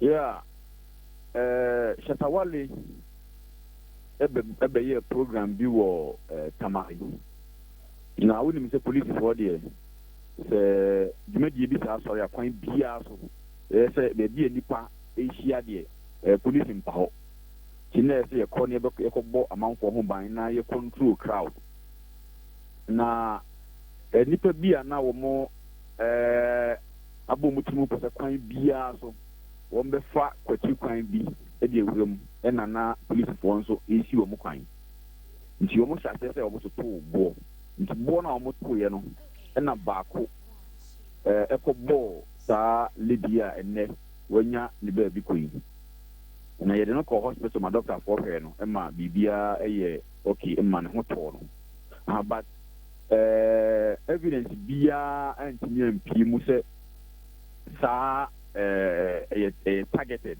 na polisifoɔ yi na ɔmo to wɔn abɔ yɛn ɔmo boro yɛ aboɔ ɛna unfortunately ɔno no sɛ bɔ no bi ɛkaa no nti ɛno no si yɛ. Oh, okay. And then you're connected to BB baby. Yeah, I know the and American say police for now almost fire ball and now Bako ball lady no at the time. Oh, but you knew what dance you say will be in a town on that. What said I say or the Boako Bono because Bono a different directions and a Bako a canon. Baby na ono eni kura na eboni bi ekɔ amada na sɛ sia na onni no direct eboni bi ekɔ sa directions no. Oh, I see. Na mama wiade we su ebepim sese ye hwemu a mo ye fa mama wu no ho no we mu sɛ nkyɛ de na nso motimi nyenye clue bi as to wo mo ebedi sa abɔne no motimi effect arrest bi ana bi so a motimi anya bibi sɛ bia ne ɔne nkrɔfo ne wɔ ayi bi a ɔne obi wɔ fracas bi ene bi a wasoma nipa bi ama ɔma bɛyɔ saa pɛ preliminary no de mo hunu ɛtsɛn ponse yibinya sɛ nipa no akyi wɔ mo na yɛsrɛ amanfoɔ sɛ wɔn mmoa yɛn with necessary information a yɛbɛtumi de akyi sɛ nipa no na ɛkwan yɛbɛfa so akyi wɔn investigations a yɛyɛ anamo a yɛtu no sɛ yɛka sɛ yɛbɛka ho asɛm wɔ radio so a nneɛma pii bɛsɛn ti yɛbɛsrɛ mo sɛ momfa hɔ nkyɛn ne mom mo ne sɛ moba radio so a mo ne Ghanafoɔ nkasa mo ne Northern Region foɔ nkasa mo nka mo hu sɛ 10,000 ɛda obi a ɔde saa information bɛba sɛ bɛyɛ a ɔmo nso bɛyere wɔn ho na ɔmo nsa aka saa 10,000 no nti sɛ mmoa afɔ na ɔno yɛhia no no ɛneɛ yɛbɛda ase na sɛ sɛ ɛhɔ te sɛn bɛ bia asɛm no siiɛ no ɛhɔ te sɛn ɛyɛ adeɛ a still yɛ deploy men wɔ hospital wɔn sɛ police adwuma no ɛyɛ banbɔ ɛna yɛbɔ yɛntumi nka sɛ yɛkɔha no yɛahwere nipa nti yɛnkɔ ho biom nti ɛno bɛkyerɛ sɛ ebi nipa a wɔwɔ hɔ no ɔhɔ yi nti no yɛgya wɔn mu police adwuma no nso yɛnyɛ no saa nti baabi a asɛm no siiɛ no sila yɛdeploy wɔ hɔ na yɛbrifu yɛ mɛn no so ɔmo nyɛ ahwɛ yie especially ɔmo mfa ne asi no ɛnyɛ mpato ho na ɔmo nyɛ ahwɛ yie yɛbɛda ase anɔpɛ yi meda ase me nua mɛsmɛda ase DSP Mohammed Yusuf Tanko ɛyɛ Northern Regional Police PRO ne yɛne atwa nkɔmmɔ K101.7 so ɛni na yɛnkɔ anim na afei yɛnni nkɔmmɔ ahodoɔ na yɛnni nkɔmmɔ ahodoɔ yɛamom yɛnkora Kwame yɛkɔ ada bɔkrata daily graphic emu ɛna ɛwɔ no na Timothy Nembe ɛna de nsɛmi aba wɔkyerɛ sɛ Chamber of Independent Power Producers Distribution Companies na afei bulk consumers wɔn de adesɛdeɛ to aban no anim sɛ PDS ho nsɛnsɛmi aban no ntutu nanamo nsi yie aban no ma n'ani ɛnna hɔ no ntutu nanamo nsi yie paa sɛnea ɛbɛyɛ a saa de wei ɛnkɔmfa manso tenten bia na ɛmɛbɔ ɔma yi ɛka ana ɛmɛyɛ no kontonkuro remɛsen sɛ wɔma yi ɛkɔ mu wɔsi sɛ aban atwe PDS agreement no asensie mu di a ɛne na aban no nhwɛ sɛ ɔbɛma n'ani ada hɔ na nhwɛmu bi a wɔyɛ bia ne ade bia sikasɛm ne ade ɛwɔ mu no aban betumi ahwɛ na wɔtutu nanamo asisi yie na wɔn asan de ato dwa kyerɛ mu sɛ sɛ yɛnsa ɛhyɛ ntease apam bi ase a na ɛno no ɛkyerɛ sɛ afanu no a wɔn de wɔn nsa hyɛ ntease apam no ase no wɔn tentere kese ne adeɛ wɔn nyinaa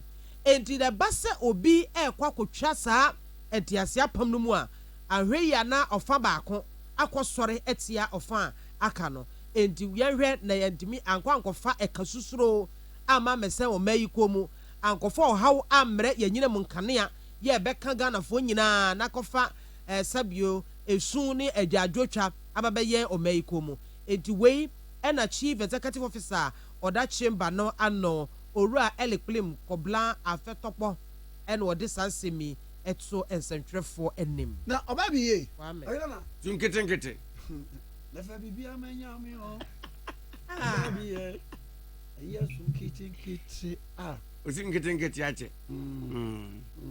na eja ese manyini tumi su akesi na wonim obi na awerɛhoɔ too no osu ya wonyai na mfrɛ no sɛ abrante bra ana anya esu osi asɛm no na sɛ inu kwasɛ atu esu nam sɛ me de menka sɛ bɛɛma nsu na mbom sɛ asɛm a ayɛ awerɛho sɛm a bɛto wɔ no wei ne de atwa to akɔsoso na mbom sɛ bi bɛsa ba biam de agya esu wonya nsu wie ma sɛ mom yɛnkɔ na esu wasɛm yi a yɛkan yi na delegate Bakata Nkatafa to so nsia Isa Muhammad atra no se ha kane man pani wase ade yɛ John Kofi die wo John Barima Jekum ɔsabere makofo sa wonum su sa wonum su papa enye wukwada no a na nka wonum se kane man pani kofo wonum su wukwada no osu ya ma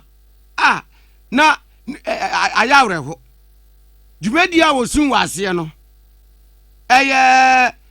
pani kwesi abirifa buzia ni book launch ase enu okosun ye book launch na ase no said kane man pani sun ye no anko ya da ne book launch ne barrier service ana wakekeeping afena sun no asan krofo bonse we ya na ne space no wadwo so kosoro kakra no yi ni handkerchief the paper ne ni ase ase nana the way I was said there no because book launch ase there say enya esu asem what sun they said they all boss adu amane say oh facha me unu afiri mu akọ boss adu amane ai na ko no say na sanya won kwa sokora na anu no midu anam say over na na abo a usu na abo obi ahwe ani so ana so de wano ban so ana wonsama e di asama na so fa mi odi mechi akam wasi na de odi achi akam a eno no ni esu ma no who niska oh afa jozo say wo so obi esu say mo fa si wo su je say oniska ko aye no ye be hwa ye ko pe ni pa mi mere ye no hey any family problem Me ana e ho na anam sa fa who's the first executive director no so any Mr. friend Mr. Ponsesu aha wo free ayi atibie ai timfa also Mr. Ponsesu mo for Ponsesu also the kasa e boko kwa amna na gina wo fa anim ho esu sa eye den ko busa adaka kana bra why yeah and ye dey hide you aye ne I radio so awi I hate pa still na muka ye ne muka ne ultimi ma fa ummo ebra won enya sa ebeye Kwame twai yes won ko awa ye nkai bo ene ye di momo number to so e che sa kwa na no odin keke se won niskasa ende akwa na no odin keke se won je de niskasa da se misa ko director also go sui ani miso foi wo that time my name is where ye di nkrofo ehuna man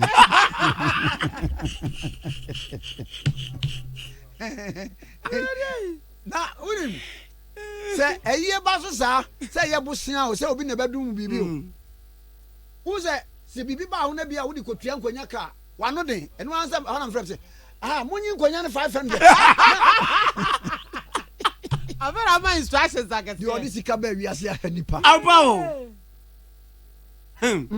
na mami kwati go me mesa ba nse me da se ma pede go fon sumi yo me kwa baba na hu so bia ye be se yiye se ni papa hu ni nua hu no so oboa enye ewuo na ahye na oni sika ebi monata so monata fa me kwani me se kwa me funu announcement na ai momo number dase sa me hu za me sa ma so mu na bete no pa bi gina ho no wo no mbo sa number me kuma ba wa me wo fa asin ne boy kwa na mafu Honorable Kwajo Nkrumah eye mrahye badwani ogina ma ofo ase ayirebi MPP edimu na ofo ase ayirebifo awi agbo ani anwea agusu se wonoa na wo de ne kɔ kyese wo mpo wo de ne ekɔ esane nyuma panti na oye minister for information wasa ye emranim ni nsɛmtwero ni minister memwache I'm just so that thing.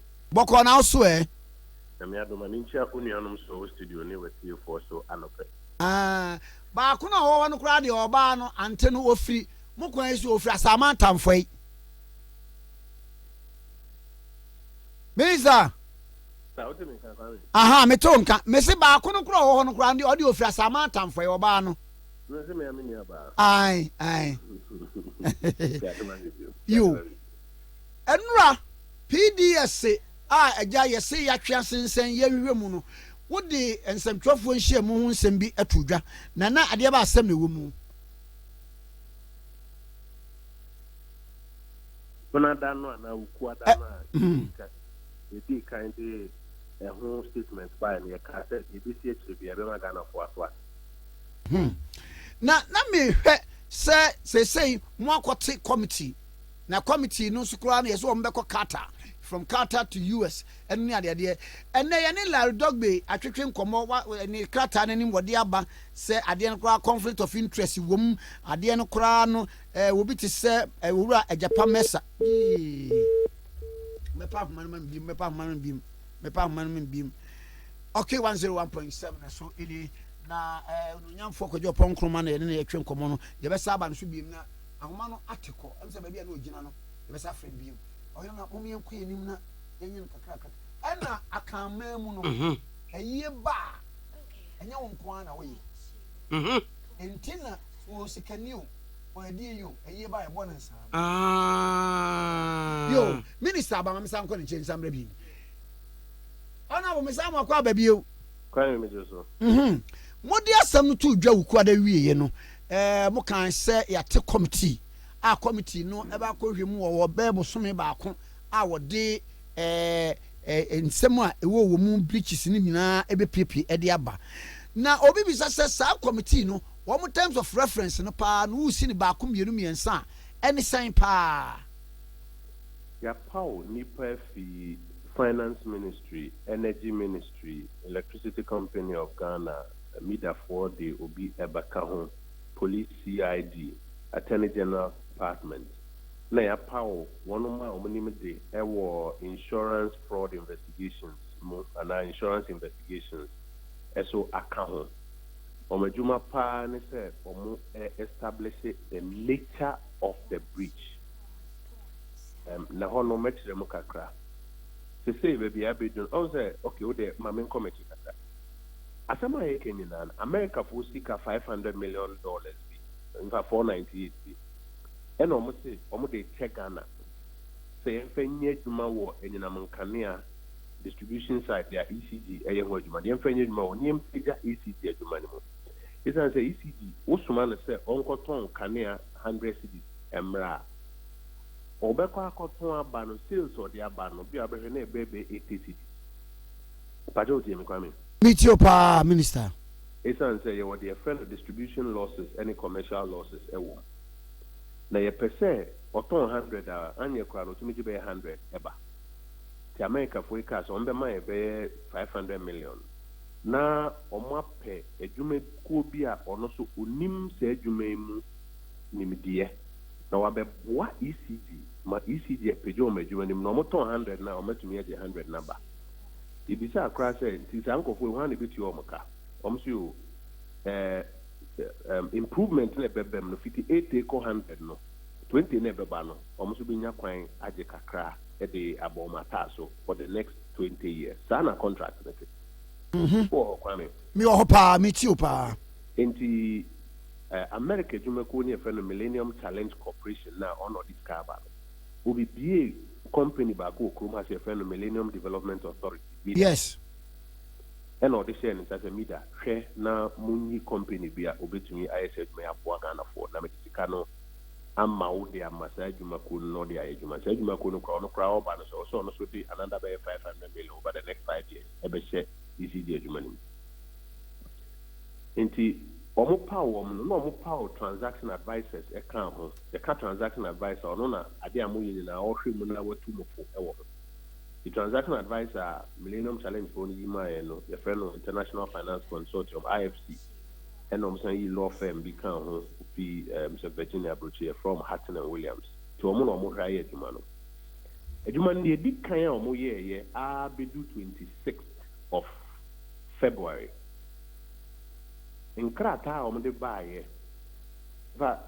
first almost selected mida for here almost selected sa edwuma ko yi miracle ya on other local companies I friend PDS no eboom PDS no select you na na also do mo nyina ba before 26th of February conditions precedent no by 26th of February no mde ni na aba omo de buy transaction advisors abrofo ni ade a ehwe omo do msika aba o makope o ma lawyer for ni ade aba lawyer for ni bia hwe mo no msi bia da na kwem problem ni ho ndi yankwa ahead ni enye into 27th and now we transfer of assets no MR PDS 28th and at Ghana side no if he has here start here yes so your continuous due diligence no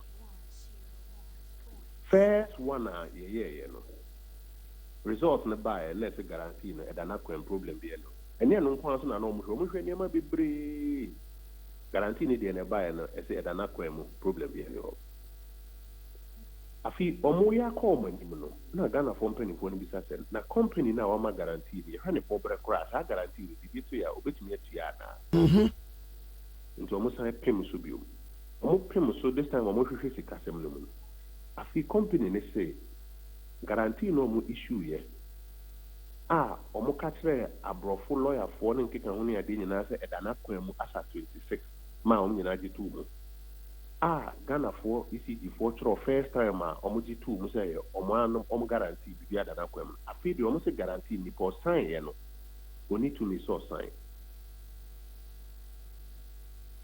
na Ghana side ye sign two nipa fi kata ye embassy o kata say onko omonko adwuma ko ni mu no omonko ye federal investigation so omonko no omonko si nkunya ko ye no mo ma so pese ni po sign oni to me nti omo suspend no kra wet many ma omo kra ye remove asama omo katere ye no impenifo no buy no mugbu ase e ba no saa na kire se guarantee that transaction na se no e invalid and ne bibi ochima saa guarantee no yɛntumi nso enti animanim yɛa na wɔ sɛ yɛ suspend PDS concession na yɛma ɔmo yɛ nhwehwɛmu ɛkɔ akyire dɛn pɔtee na ɛsi nti a wɔn mama guarantee a yɛn nyinaa yɛada so nti yɛde yɛ assets afam wɔn sɛ wɔn hwɛ so na wɔn san nye gye sika no nyinaa fi customers hɔ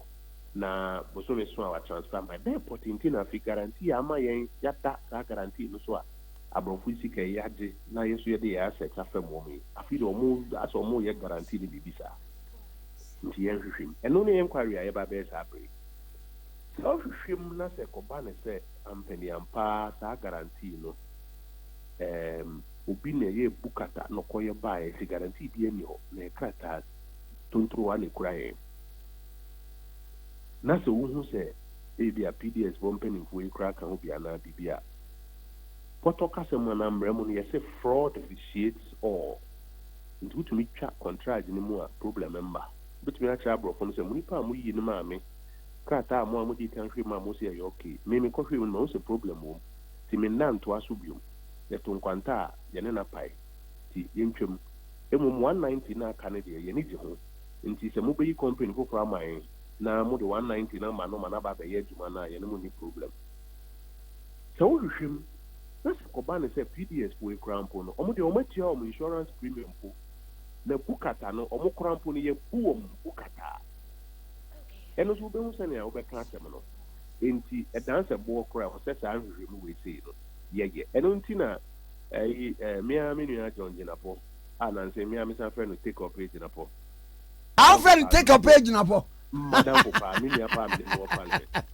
na sɛ ma wɔka sɛ yɛntwa contract no yɛn terminate saa bere saa sɛm no yɛde yɛ adwuma nyɛ yie because ɛwɔ sɛ yɛyɛ nhwehwɛmu ehu asɛm no baabi yɛhyɛ ansa na wɔdecide sɛ wotwa mu anaasɛ wodane na yɛ yie ɛhɔ na sɛ yɛwei ayi minister baako a ne yɛhwɛ ne sɛ yɛdane adwuma yi ma wɔn yi ɛno no nhwɛmu bi na ɛkɔɔ so kɔhunu sɛ wɔn abirikyi biribi and then the nature of the breach no so no afei ne yɛkɔ akɔ hwɛ mu anaasɛ yɛgyaa wɔn mo ɛma wɔn kɔ amanfoɔ bisa sɛ so far sika sɛn na akɔdi wɔn hɔ ɛna so far so no wɔn amfa sika bi anhyɛm nti sɛ wɔn amfa sika bi anhyɛm na sika akɔdi wɔn hɔ a ɛno so yɛyɛ ne dɛn nkɔfoɔ bisa questions paa ɛno bɛyɛ second part of the question first part mu nka ne mu a yɛgyina so ɛyɛ nokorɛ sɛ guarantee no ɛnyɛ papa so ɛyɛ nokorɛ sɛ obi na ebu yɛ bukata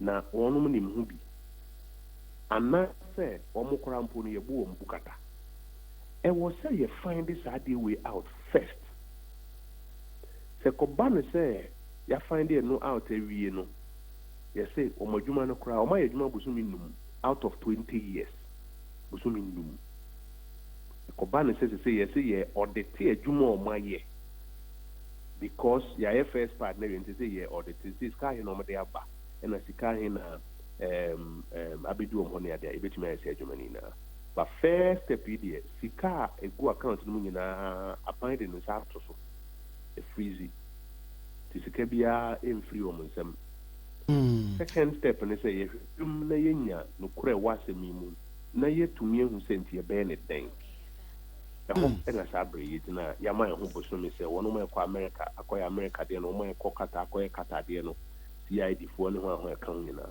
wɔn hwɛ na wɔn nyɛ sɛ adwuma no bi ne nyinaa yɛn ho baabi yɛde bɛto na ɛyi wɔtie wankasa wo nua ketewa ɛyi Larry Dogbe ne submissions bi a wɔyɛ no ne paper mu baako ne sɛ adeɛ nankasa ɛba no it was fraud ad initio ɛne sɛ owura David Asare wɔn kɔ bisa sɛ company baako a ɛyɛ part of the consortium no wɔn ɔse ne deɛ na TG Energy Solutions no ɔse ne deɛ afei kɔ wi ase a Philippa Yensu se ne deɛ ekɔ wi ase a Joseph Edu Santa Power ɔno nso ne own saa company no nti wɔse adeɛ na ankasa kɔ ɛhyɛ aseɛ no na ɛsɛ nka yɛtrɛ cautiously isan sɛ yɛsɛ obi koraa deɛ ɔyɛ baba onna ɛwɔ Islegon wɔno no ɛsɛ company ne koraa ne deɛ saa sɛn mo titi ni saa minister ɛte o sɛn deɛ ɔmo keka sɛ obi yɛ baba in fact ɛno a ɔmo se baba bi owo osu ene dia baba bi owo Legon ene dia enye no kwe a consortium of companies there were miracle nankasa omo no mo fi Philippines buy emzo mo ye be 49% or so and some local Ghanaian companies bi kakra so sabri ya yitinemu mini ni so bia wonyina so a obeka say nze first e bi musi o na say e kan sa den problem be ba ho wo ka say problem be na be ba ho e bi musi company na track record any competence na say asama be nya track record ni competence e guarantee no na company so mo executive company no aspire o ka tete ma say bi on twi ka da kra mpo no kira o say ni twi ka o ka e ka tete ma Grand chain or no sacred on tree be crown on better kaka. There is here power seeming. Meet you.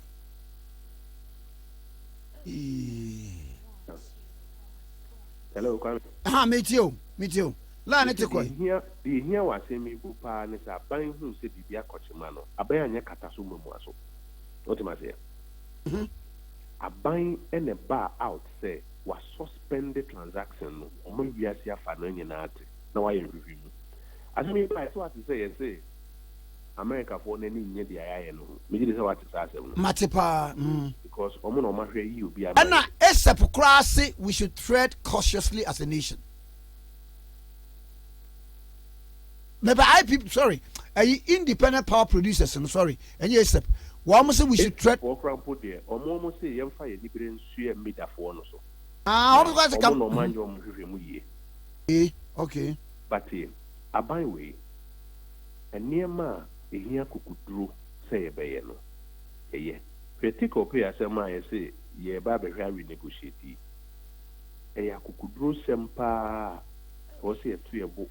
Na you didn't come out things, but if you see a assembly and they didn't come here, a bit more elbow say, I was there, you tread cautiously, and you tread cautiously on this matter until a bit more America and no Marcus in Kunya say, we need for more you be my, but yes, you remove a problem until you 2 animal. It is a bimponia, a Ghana buying. ECG, EDNIM, ni Energy Ministry, EDNIM, and there was a boy abasu say, Yanya Katasumu Maso, Yan Tiana say, Abrofono Chrombium Sika Airbrain, or my lawyer phone consultant was the BBI okay, into who to be no discover. Na lawyer phone, they are say, okay, and Kawunka Hane say. By Yantiana, say a book Ghana for about Ghana Hana de back on say Ghana for ya de a yena ye can. If you won't person media say, young cobon some mabrofo. Men Kaio, Nansin Tem Canada for Qualaya, Ghana National Security for in a Koji in Qualay. If you're born for them. As some features here by a cano, if you must do Canada for a betting Quala. A brofone be Ghana for the unbitmy than I will say. Okay, the Kaipa is we no Quena Daddy say a Ghana National Security for any 2 animal. Nanko for no money and Kuala for or Canada. He didn't come say or Mumbiti Omsika. Yen the yen no money in Comobia, your National Security for and a 2 cocoa of Edin Kuala. I will be a one batchma. Ebini Abrofon and Cassie enemy transaction advisors no or men who are there. Ghana Kuala and who are there no. Ma ya suspend the adeno. Yama brofona swati say a musika dear. Nanso yes you who be a coach ma on the suspended. Na yin na ya he pimpin so an inquiry investigation near the aquarium. And so still be musi no omunimi. Open here. So I am with you. Okay. Yeah, baby, a year no was here the tono. Yadiato. Ma Chamadia Kakremu. Sikanwa a Millennium Challenge account for Ade Mayeno. Na sab a 498 no. Wama de Mayenia. PDS for na begi sikano. Ana government of Ghana shareholder woman and your begi sikano. Anana says can a bar a siwan so. It sounds say no. Yes, PDS for entrance in say and yambia says sikanwa million challenge accounts account sika no America for the my ebi akodi wo mo ho sika ne ba Millennium Development Authority mida omadwuma ko na omate ewo Ghana ha no omo no mudi ani ma ye hwe seska no so seska no ye de ye adwuma wo ECD emu mfidie foforo mu hia nyema mu hia ma ECD epeja na saa omoton kane 100 cedis a 80 peneba no eso ate nti sika no ye mfa nche PDS for say money. In fact PDS for nankasa so na wo so omo so dey another 500 million over 5 years ebe ship nti be wie no wanya be 1 billion e de ewura ECD adwuma ni abrofo no nhye ne say mu hia be 1 billion e de ewura ECD mu but mu ni sa 1 billion yen ye betumi a chemo 500 million but ye de chemo e bia na akoye boachi bidin enti no ye behwe ne ya power adwuma ku a omote adwuma na se e de amamo na saa sika no ba o mahwe no mo de 500 no aye adwuma e de apija ECD ni mu saa adwuma ku na no mo so e wo se o mo so nya 500 million e de beka yen ye de no ho e di wuram e di pija ECD na fi o mu ye ne yie no emfa so e beba between saa yi oton 100 or 80 no any baby o de kwa akosi se fi oton 100 beba no emfa so ne beba no ono so enya kakra e wum e de abona taso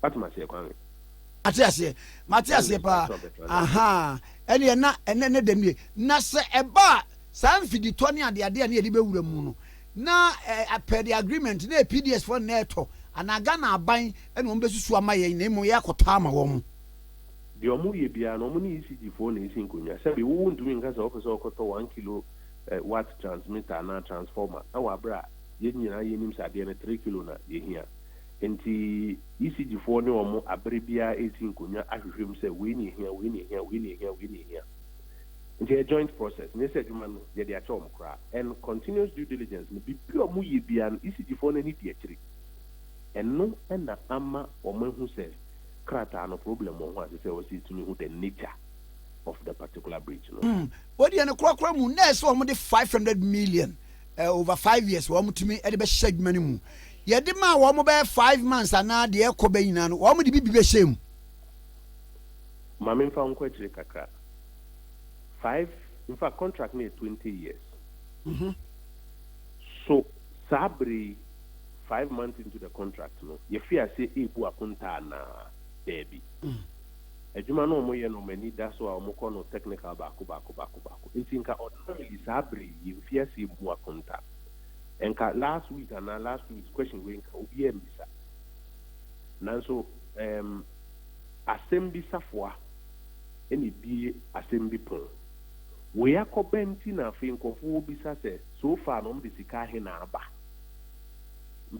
anamebwa no correct but no kura wo mne se ye nyina nkran ni mu tutu nkran ne sabre di hia pa ne se ye ni beko nsusu mu na ye no 30 days no ewie ewie ne koba ne se e wo se ye full audit se 5 months then no ma ye be se adwuma no but sabre di me yes sa ne ma mo boy bu bibiri say okay ye pese san hwe we kra ni fee address ye pese hwe we count there bi yenye de da ye nim na ye kwa America ye ko Doha police ID for hwehwem I establish ye wie ni ehu ba bi e de be fa se wo se ye broader audit woni ma aka no ho a ye betumi ahe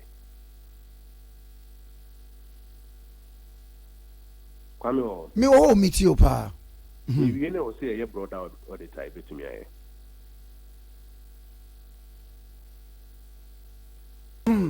now what's the question here then ho na ma papa asma American say sabri ordinarily kenye bra ye audit of 5 months no ba ye den no mai na assembly safo na bi assembly pro de akobe nti no bia e bisa senti ko mo krom ba ye no the sky na aba so fa na America say nyina nkra ne mu ntutu nkra ne nti sabri ade a ye ni eta so pa ye hwehwemu ne wo say ye make sure say nature of the breach in the Senate now what is the remedy okay yeah no ewie na se hu hia se be broader audit animanim ya say so far then ska hin no de aba then and there ye be sa de no say krade here na say car e wo mo na de na find the start so that okay but ye will say first inquiry 30 days wie then what try and the aka wo try was here and yet some we na some farmer wo mo a me so say mate company ye friend TK Energy Powers TK ni Tikese no say that TK now what do you minister wo kwa abantie bi Michael Taylor Kevin Taylor wɔyɛ social media yi ni yɛ na no mete sɛ yɛ simpani atwerɛ krata akɔ New York Times ɛhɔ na ne yiri yɛ adwuma na ahwɛ information bebree hɔ a na ɔyɛ kyɛ sɛ ɔgye firi hɔ sɛ wɔn ɛhwɛ no wɔn nka biribi nkyerɛ ababaawa no nka nkyerɛ okunu deɛ ɔyɛ no na no akyiri menim sɛ wɔhwɛ bi a atɛmdidie paa wɔde adi mu na mo yɛ ne dɛn wo wɔde bi adi na so nso bɛmpa wɔde bi adi aboabea samwa kyɛ sɛ enya asem papa. Well, first of all, my family in this assembly. He has some people or mem has a I was here ma to me a young juma. Nipa who can sort baby di matem and I would inco me, Missa baby I tete me, pen for tete me with me, Casama manon trapping in the penny attempt. I attempted in your part of Mr. and me need that seminar in common radios were. Made you be at a man Debbie out to meet the white being or quite password any attempt to be a class. I do rabbi obi ya YNB. Oh, I know dear. Men are not sitting me. Oh, men are not sitting me. The question or say, Ushia meno, Namis Sua Manumbi, Timin Carry, the Sama Manyame. Now, Ubeshia or swap petition. No one will be. Ono becho baby obesama o ntimi so bi ti baby di matem na bibia me man na me so ni ni adaje kora me de kwa kotie dia obi di matem afa ho obi asande me message bi wa say afesu ya amonhwe na na no ohun say ECG fo no a PDS fo no ebeje management ni free o mse no ba akukuta snap e ko busum bi so em say o makobu o mu dua na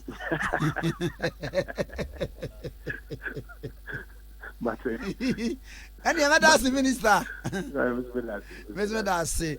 When we young folk go upon Nkrumah mmarahyɛ badwa ne ogyina ma ɔfo ahyɛ yere bi minister for information say mmara nim ni ene ne twekɔmɔ no okay 101.7 so enie mum yɛnkɔ anim Kwame yɛkɔ anim a yɛnhwɛ nkrɔfo testimonies kakra a wɔn de aba ɛwɔ Facebook live ma mefa miɛnsa bi ntwam ne papa kufuo su aha na woni nipa obo ni din say millennium mida penino Mr. Esson Benjamin where my former boss GBL and the full name Ghana Brewers Limited. Hey, what's that brewery? Oh yeah, me a professional marketer. Hey, me nya marketing for na say hands-on job no so me a professional marketer. Hey, man, I was a marketing officer there. Kwame, I'm not doubting you. Code Aqua Ampon and one can go be. Hey, Kwame, Sabre na men were men. Your marketing manager, dear friend Mr. Fifa, check where Henneken for crab a fan, not in a coy. And I near what? Hey, now are you away? What do? One of our marketing managers. Maybe Mr. Son Benjamin. When it comes to discipline, hey, one no, and you as a marketer, a chair send you see Nanti. So we even so office be I could convince you be ourselves in Nanti Monday. Atari men as a business person. And by our culture, no, you bought tired, born British one nibi. As I say, so many. It is a quantum. Yes, gentleman pa. Gentleman pa. They do run the panel office here. Yes. And Papa baby, I will be a machiao. Mira, Esson Benjamin. Wow. Na mommy anko ye wi anu aba baby akufu obesu no yo nana amoa boaten or the way free Abdullah Kukuom so a incoming assemblyman for Kukuom was Ghana is working again under the leadership of Nana Addo NDC opposition forever kudos to my grandfather Osahin Kwaku Atechi Kukuom o my no afe Kwabna Gentle Ose Kwame, what does NDC think of NPP government?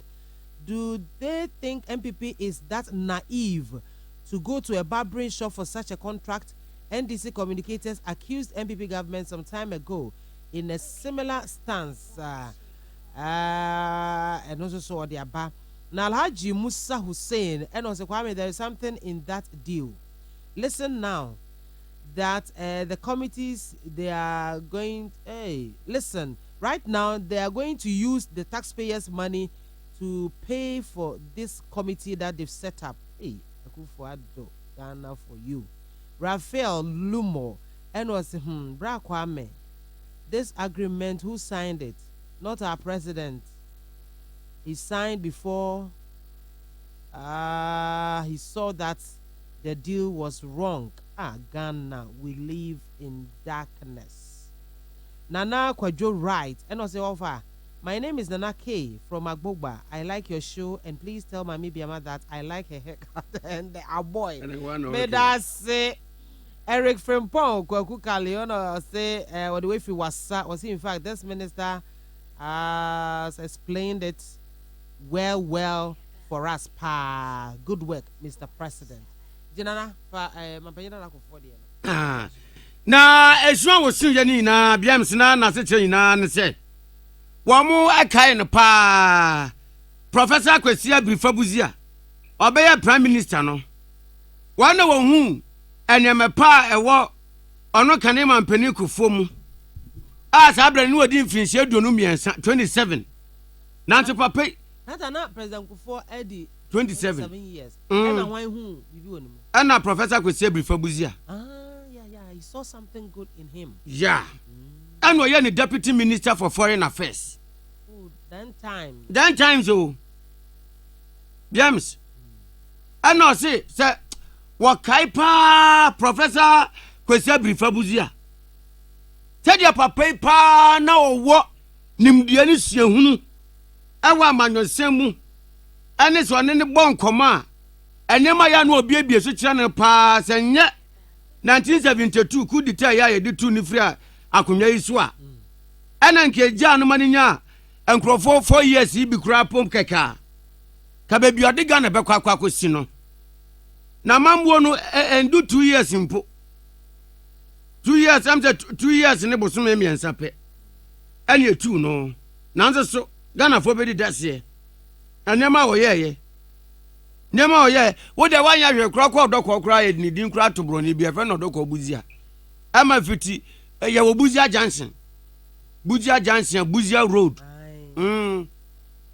oni aso no metwa mo open anti o kaka sa nema we na wonsu sen ti anu ane ne nom koko ni kose anka no pese wo kosra no a anya bia chibomi befu se piwan for duster na bia panum mo ja kan de 20 de no mu use teacup na ye bonsia titi ya ye ni pika ojina je no ya baka je Tom Brown ni na no akai a obonani ewurade ni pa o baby ko kan man peni ku fosun bia je sun ya ma afina ye hu nani je o chest space delegate na kan say yo yentwa so ewo kwinde bokrata daily graphic manana na kuna du adjuma no atwensemi ediaba and watches kane commander no oda motor traffic and transport department ano MTT the Ghana Police Service assignment and making what they at so parliament nim sebetumi anka legislative instrument and as LI no ehye mo bia enyusu motorbike it is taxi onyusu motorbike emfa passenger and as emfa fo bi emfiri ha enko ha enyini sika na watches wo ba Road Traffic Regulations 2012 no emua LI 2180 section 128 1 2 and 3 esha na se esi kwan se maye ma motorcycle na se mpo no tricycle ana bibia e friend okada ye mfa nya adwuma empesika si e de fa passenger e de akofri baabi akobaabi na e de agisika na wachesa emfie pimienu ene dumienu 2012 ena sa motorbikes ye hu nsensemi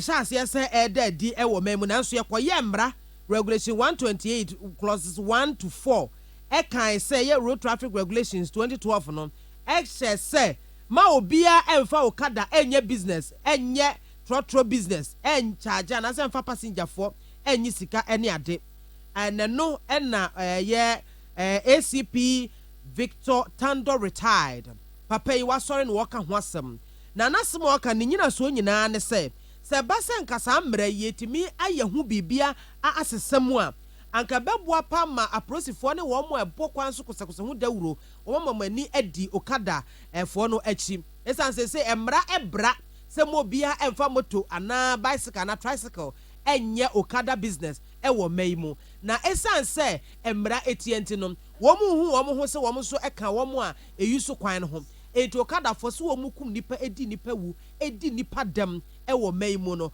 abro so dodo adoso enti ACP Victor Tando say ebetumi a anka yenye mra no bibi yensisa mra num na yenyi ntum emo okada na emeka ye transport business no ho na yatimia ebra no bra na yatimia mo mo nkyerɛkyerɛ ebra no bra na ya kyerɛ wo mo eniema wo so mutimi ya ebeboa abo wo ho ban na fa abo wo mo enam kwan ho so eban esanse kwan ya okadafo wo mo nam wo dwumadie so eku nipa no edin ebi nso awu no ani enyan ano odin papa ya wo se sa amra no ACP Victor Tando retired wode na no abamu se betumi anka parliament ehwe na mra no wo mutimi ensakra mu na entimi emwa sa kwan no eso Daily Graphic Democrat ene din semi enam na maba Daily Democrat an katafa tosonson na ebo Bruce Kwanza no atro de free bolagatanga yarin weye futuo se bia why wadwene se wo be wi fertilizer ye wo mane de ade a ani se wadwene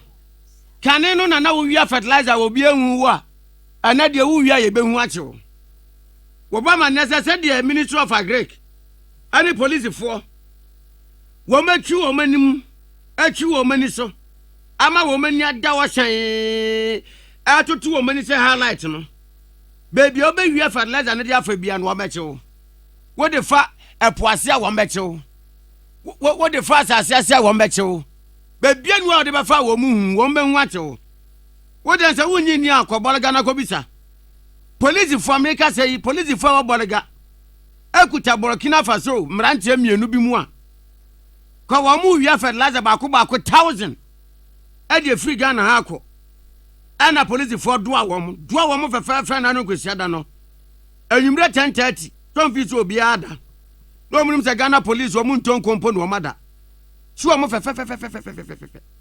wo mienu ye Sawood Wogo Sumaila wana na driver wo twika no ana Osaka sana wo animate make us wo mu police fo akache wo mu bo police fo ama wo ma ye nhwehwemu se de se na efata na mento aso e the Daily Graphic Democrat na Dominic page 18 and Dominic Moses Aria Ede Ensemia Bano Chese founder any leader or that Liberal Party of Ghana ano LPG Yera Kofi Akpalu one kase wode to aban wenim esa kwa mesika ya afibi aban eye emi ede bo ban ho bra no e wo sesa kwa mesika no omutimi ehhye ne sane ebe ya ebebo ama wo mo a abiebie o man kasa nnwuma no wo mo ye betimi aboa won na wo mo nnwuma na timi anyine yie na agina wo mo nan so wo se mfie bebre ni de bia ye hye budget ne ye de ba na de etogia na de gi businessmen no etogia kwan ya ban fa so ege to ene ho kro ne ba eno nko a ene wo modwene ho na mo kwan ya nka ban ne betimi afa so na waso businesses no aye local businesses no wo ma sini mu no matimi agina yie na wo ma yire wo ho aye adwuma na production no aye more se na ebe ya wo tua to na wo nwinwi won kasa na wo tua na kama no wo se eno no eni ho eti aban fa san hyehyɛ ne emra ne ebeboa ma businesses na timi etumpɔn na omu ayiro omu so atua tax na wedie obɛyɛ na tax no ene etumu sei ene fa nkosi he tax bi wɔ hɔ a wɔn bɛsɛ ye behu nti no wɔn de akɔhyɛ baabi na ensem bebrede bia na business community no wɔn complain sa enti Yera Kofi Akpalu ya ɔno ene ye founder and leader of that LPG party ano Liberal Party of Ghana ano wɔno ene de futu e ma command card Wakoma Akpalu card. Wakoma card.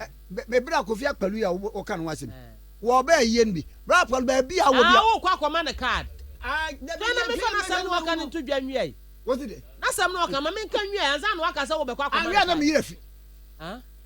Anhwe na me yire fi. Ye die. Minya ho ahwe. Anu asante mu no.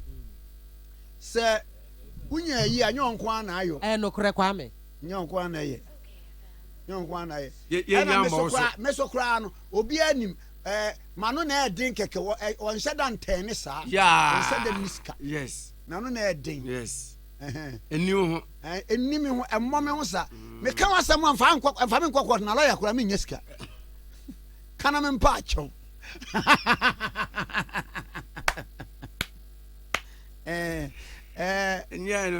Enye no. Makaso wo mon ka banku nti wo a opa banku no ba benya banku de mo nso wo. Akumase de yanya na tilapia o. Ose. Akumase de tilapia nka ho. Ge bi o se talapi. Ana biso ana usu ntimi mma. Untimi mma na waye mummu na de amma me waye. Wo de betumi aba. Enye sa wo se ye ye ni wi a ese me hu ese me chia wo ese me nchia wo bi. Ene sa ya ka bia beto me ne wonta me mpa de sa. Ya sa de yempe. E pese enu ntem ye fine. Ye wasede. Ye wasede. Me mpa de bia. Ana ese man so twinkiti bi wo me ne wonta. Oh. Nana edma wo wujaye a ede adwuma na be. Ye ni hwe. Ye kwa heaven straight. Ye kwa heaven. Anasa me de maka se. Zan kada ata kura man promotion. Nanka me bad this way ho. One day me nya bibia. Ye me kan ya no matwero. Adam ba cho yenya we 49. We din. No was me ntena kakra. Ana me ko pension so ade me ye nie. Ma ko pension no. Me ye container store.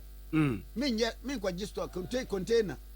Esi chire ma chechire. Ma sadi wo ho. Na me the price na boba no. Obetiti provision ni bi.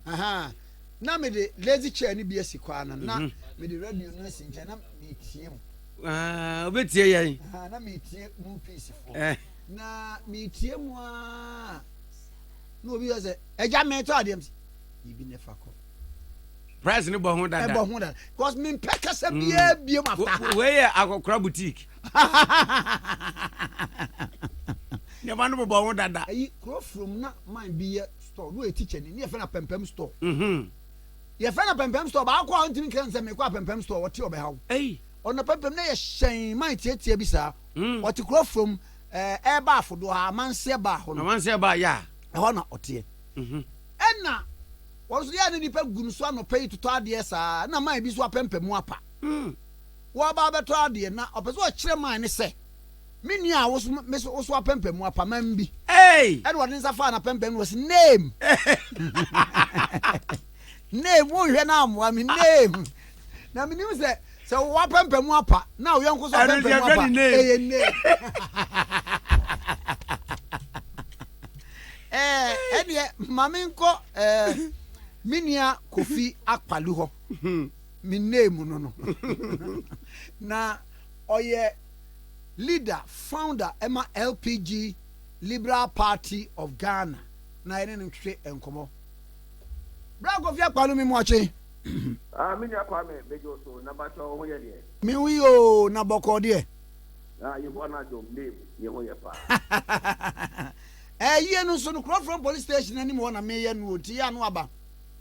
Say ho ye me impress you aso. No kre. Eye menhia ai. Ye no de. Kwame ye be ba mana bro. Matebru mehwe nimpa. Now asem a wo de atodwa ene Daily Graphic de aba page 18. Budget should support growth of local businesses. Nature say budget yi esese etimi boa ema ankro ye nwuma wo ye ne ankase ye man mu no epagya no ema ne edeko na de ne wahunu enti a wo ka sa asem yo Kwame ano pe me so be kya we for na me da wa se o man opportunity we Kwame budget no makan efi so lo be for na woni say budget no nyaade ya betime stimulate economy no nyaade akora betimi aboa ama economy no etimi ashiki na ejuma ba o mani ama mrache maba wa na nyebi aye uchire mu sai wo hwe contracted titulu aban di omuka efi emretentin besi ne ese provision budget ne ye ma wo mo ne contractors a mo eka no below 500,000 Ghana cedis. Aban be hwe no watua enkosi December. Na yes you say na contractors are almost the number of 500,000, Oh yeah, because Sabio contractor aban tell the cabinet 10 million, 20 million, 50 million near that. Or more crowded also. And now no no Sabio go for no free or money ema. Omojabi di umutuma. O ma cripple some for na business. Because that obi ko free cement, obi ko free iron rod, obi ko free inia, and obi ko ye adwuma ma aban a. Sani ba ko no hospital say aban bi tia contractor neka. Na contractor no so atini abetua neka. Workers a ofa wo mo adwuma mu a, sabi wo no mo ye adwuma no. Na contractors ni nyina no so. Sorry, workers ni nyina no. Wo free almost a won tia o mo ka. Simple wo wo just can be and okutua sa workers in the car. A baby one more workers in you must spend it in the economy. You go workers in a free if you bed you man of a trot and my trot business possible. Workers you don't know a bully well and no piano motion a cracker. So more to be and also airboa and a bully well with you marco. Or more ecoto, baby or more yet you man tight. But complain of my maybe no garden as Yanomone than Kunia Betio. Some are me air sofa. Because workers in Chiamoka, Tibet no much me at Open Kunia Betini. Eti Kunkultura ebre, Dokura ebre. Eti, the whole year budget. Now one for all these things into it. Said the Bear, a month for obeying how or more. A hacking, papa. Eti, finance minister, said, oh, Timmy requested extra sales delay. Or more a day man. Contractors are, or much your mocha, teach you road contractors. Almost cannot through 3 billion. As at 3 billion, you could have also asked for the 3 billion to pay. One, now, who was a contract? No bank is willing to give you money because you must buy a demand. It is a who brought you on my side, you create problems. Sir, I buy we are buying Juma, we are buying Juma, to be able to obey our buyer. And yet you're finding it on mine. It is an idea we should all rise up against those things. That regardless, say the panel or your NDC, or your MPP, or your MP, or your CPP, regardless, so your Juma via your certificate in here, yes, I find Chen Baconica. Simple, the panel will not commencement certificate. So when you have some commencement certificate, contractor now no where's man, no commencement certificate. A year, agency, and a side yet some of these are commencement certificate. It was just an idea. One don't see I want to contract a man and why you it is Sabaika's own chair. Let's work as now, a buying a 4 or more years, I want agency, and if your mind is yes or more years. It is not a contractor and that's what so far. Now, I Anga Palui. What shall you be said? Sassy Kaya can only Ministry of Western Housing Fortune Commono. One so mobile, yes, can't walk upon what me a over 900 million Ghana cedis among various contractors. Now, I don't know, maybe say, and I don't even fast for one more, say, be abandoned and abandoned because a car walking, it be a 2012, 2013, 2014, at the Barber Pim, 2016, no near the idea. If I don't know, it's yet to say, Kwame, what they walk about abandoned. Me a bind is a bind. Semi Kapaya. I'm not talking about MPP. I'm talking about Ghana government. Ghana government. I am in Ghana government. Sabio say a year MPP na say year on my penny for 4 times. Say year on my penny month time, on my penny Mahama time, on my penny run at the time. A Ghana government. It's Ghana government and it's a MPP because MPP is an entity on its own and NDC is also an entity on its own. Ghana government is also an entity on its own. It's Ghana government that and your money lady a buy any MPP NDC now my papa no more than no pay war mining meaning a go for business you have to be able to more mining. A bino to find money and pay every contractor the car. Say, buy na a Canada or a trillion, a year 4 trillion, a year whatever. What you want to hear is buying, make money. Kwame, Ghana buying, we need a user with we need car because native fund and what I say, we need car for the country's best 10 and the blue that fund. Ghana government, a car, a net dollar, and what I say, American dollar, and I mean to meet you. Sovereign money at 7 acres. Sovereign money is also a bank, a bank of Ghana, a whole pint, so much my book Ghana by that 10 billion or more. A bit crazy 4.5%, sorry, 4.5% deficit. That 4.5% deficit, is what? The deficit, a 9%. Let's cover about mining, now for 1 how or more. It's not about the percentage and 170 acres. It's about stimulating the economy. The economy should be stimulated.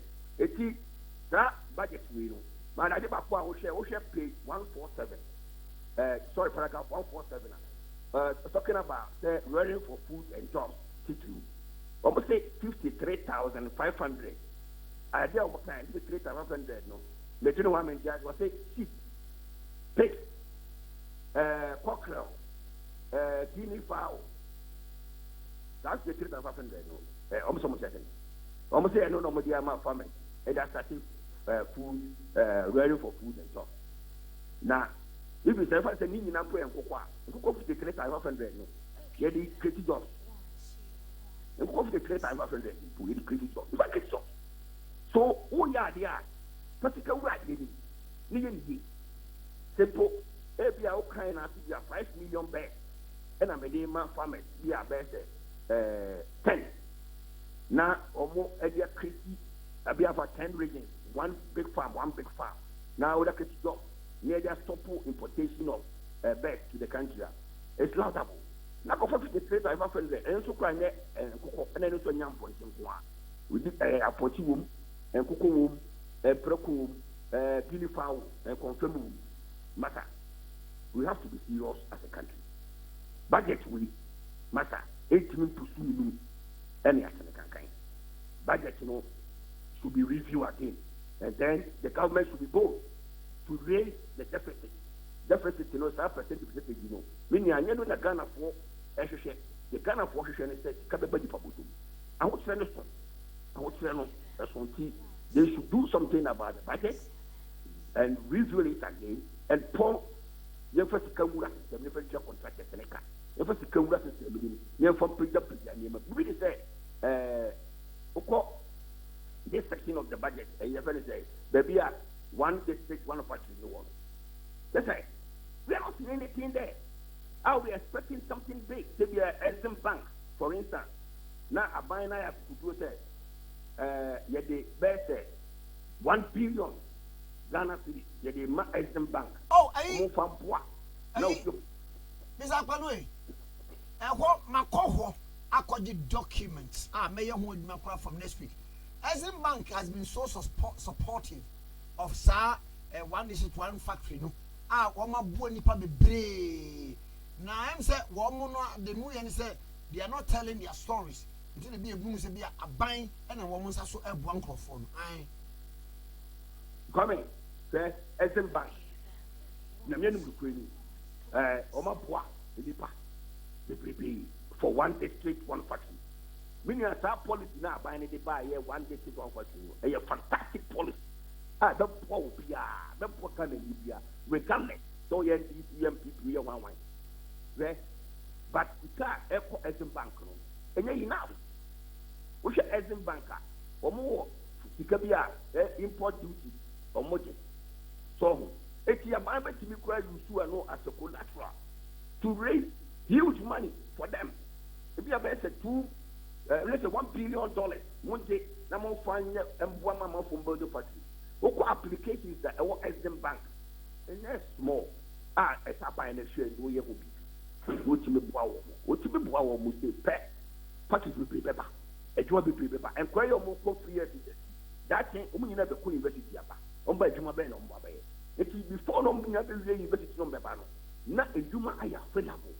So that's what we are talking. Eti finance minister and then the ministry and the Bank of Ghana omu team up no mo fati kan ko wura bank National Investment Bank ATB Ghana Commercial Bank no mo boa Ghana form be so mo ye factories no factories e be boa yen.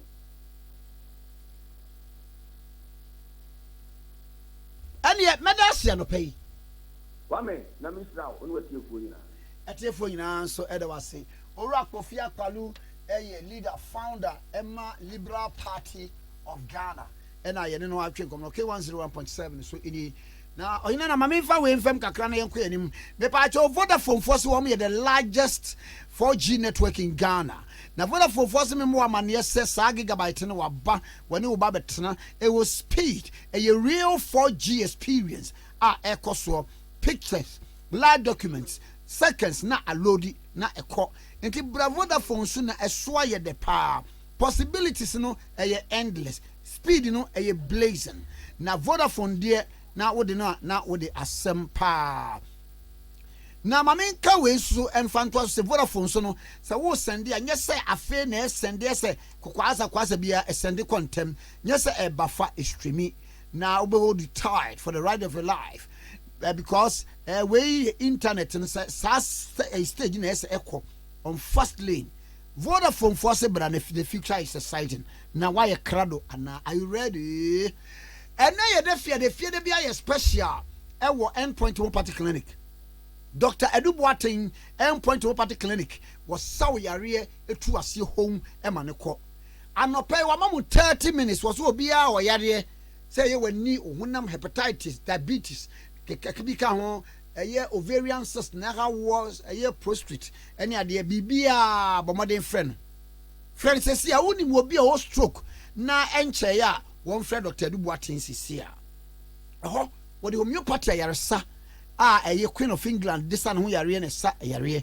Na duro no enya za oba ye na yes wo beje we 442 konum da bi. Afidie no ebe siw so for this Doppler scan no na no na ebe kyerɛ sɛ ane ade we na ha wo na ayi bibia afiri wo so ama wa ye kama.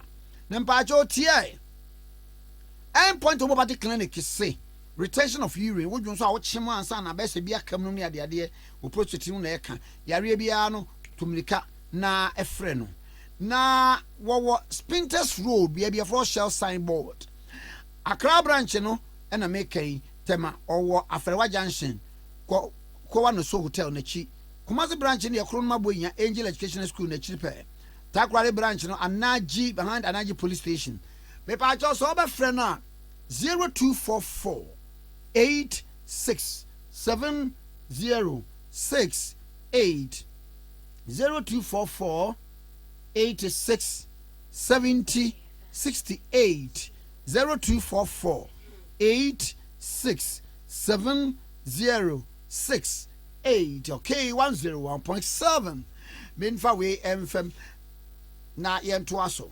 Capital phones Auto phone papa nyina bi Samsung, Tecno, Infinix, iPhone, Itel, Nokia and many more original ones pa. Now woman ko na Nokia phone so abo wo pass the whole Ghana. And nam say Nokia say aba Android, asanaba Android intino. Why your phones bit say Nokia 3.2, Nokia 4.2, Nokia 6.1 plus, Nokia 2.1 plus, Nokia 3.1, Nokia 3.1 plus, Nokia 3310, Nokia 5.1, Nokia need the kike kamuna. Na we nyina ye Android phones, smartphones pa.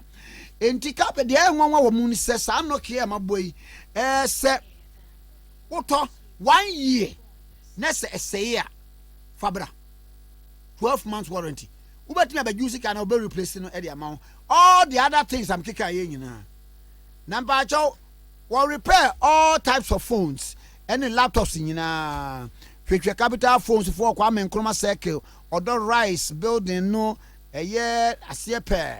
Wo be frɛ capital phones for a ipa che wo mo number ni tie number ni ye pa 0501 60 25 81 0501 60 25 81 and 0548 02 14 04 0548 02 14 04 ebio 0548 02 14 04 capital phones was any papa was our Samsung A2 core A10 A20 A50 A30 and A70 okay 101.7 is finished one and I am him yo nana yanko ko anya me nkwadia me de Ghanaian publisher Democrat no na etwaso na animu na Ghanaian publisher the Ghanaian publisher Eba Mane Director of Center for European Studies our University of Ghana Professor Ransford Jampo na ka say wochemo na emrase badwafo wo manyini no wo maye olumambugi olu ebianyini ma adwene na bre adase bologa nkuto kubanwa ba ku bi kura wo parliament yes wo ba okutapoma okutapoma am friend boy shake abons wo yesi ya no oba ya friend boy shake aba adai Professor Jampo say emrante ni bi gina kira wo mo ye wo map enti wo mo manyini no wo sere wo mo olumambugifo no ene nkokrafo na wo mo mrase badwem no enye wo mo nkwa ne ebo parliament ma wo mo retire na mrante ne mra wo chema bi kura kwa parliament no na biometric kra ma so enei bayo aba ama no verification no vote kra so aba still wo mo down si parliament wo na den super group kra ne de afa mo to aka akonwa no a ye mfase kan waawai wo chemu ana ebi sei wo mo ba mrase badwem na wo ma bodwe emfuyi enei wo ma tena mrase badwem ama wo ma bodwe no efu ayesala fu dodo die ni bi aponti kwesi atakranfa no abodwe se ya ba ayese silim brass still wo mo timrase badwem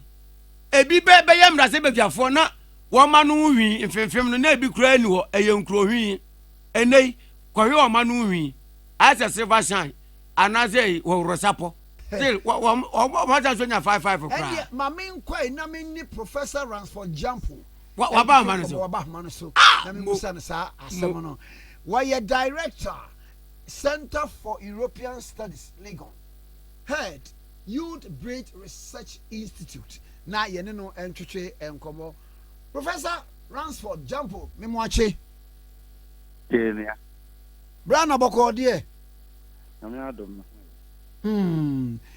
Eja na saying miti ya kura na yesi US Speaker of Parliament no maami oba hai Nancy Pelosi wono kura no dabre wokọ US Congress no wakọ bempire be du nson ya ne kofo ya argument say the older the wine the sweeter it becomes watch wo sa no onye suehunum ne ade ade a na and then so for the Ghanaian publisher eyen kasa kire bi a wo ye no wo de atodwa se ebe ya MPs no amanyinyini mutiri wa aba building na one resign and give way to young and energetic MPs enkomo yi nchemu ni say yo me da se femi a odin kan ya no mene research institute bi a omo focus bebu omo ye in pensa na think hwehwemu fa bebu eyi die ho many or more research relationship we meboa as the head of the Youth Bridge Research Institute.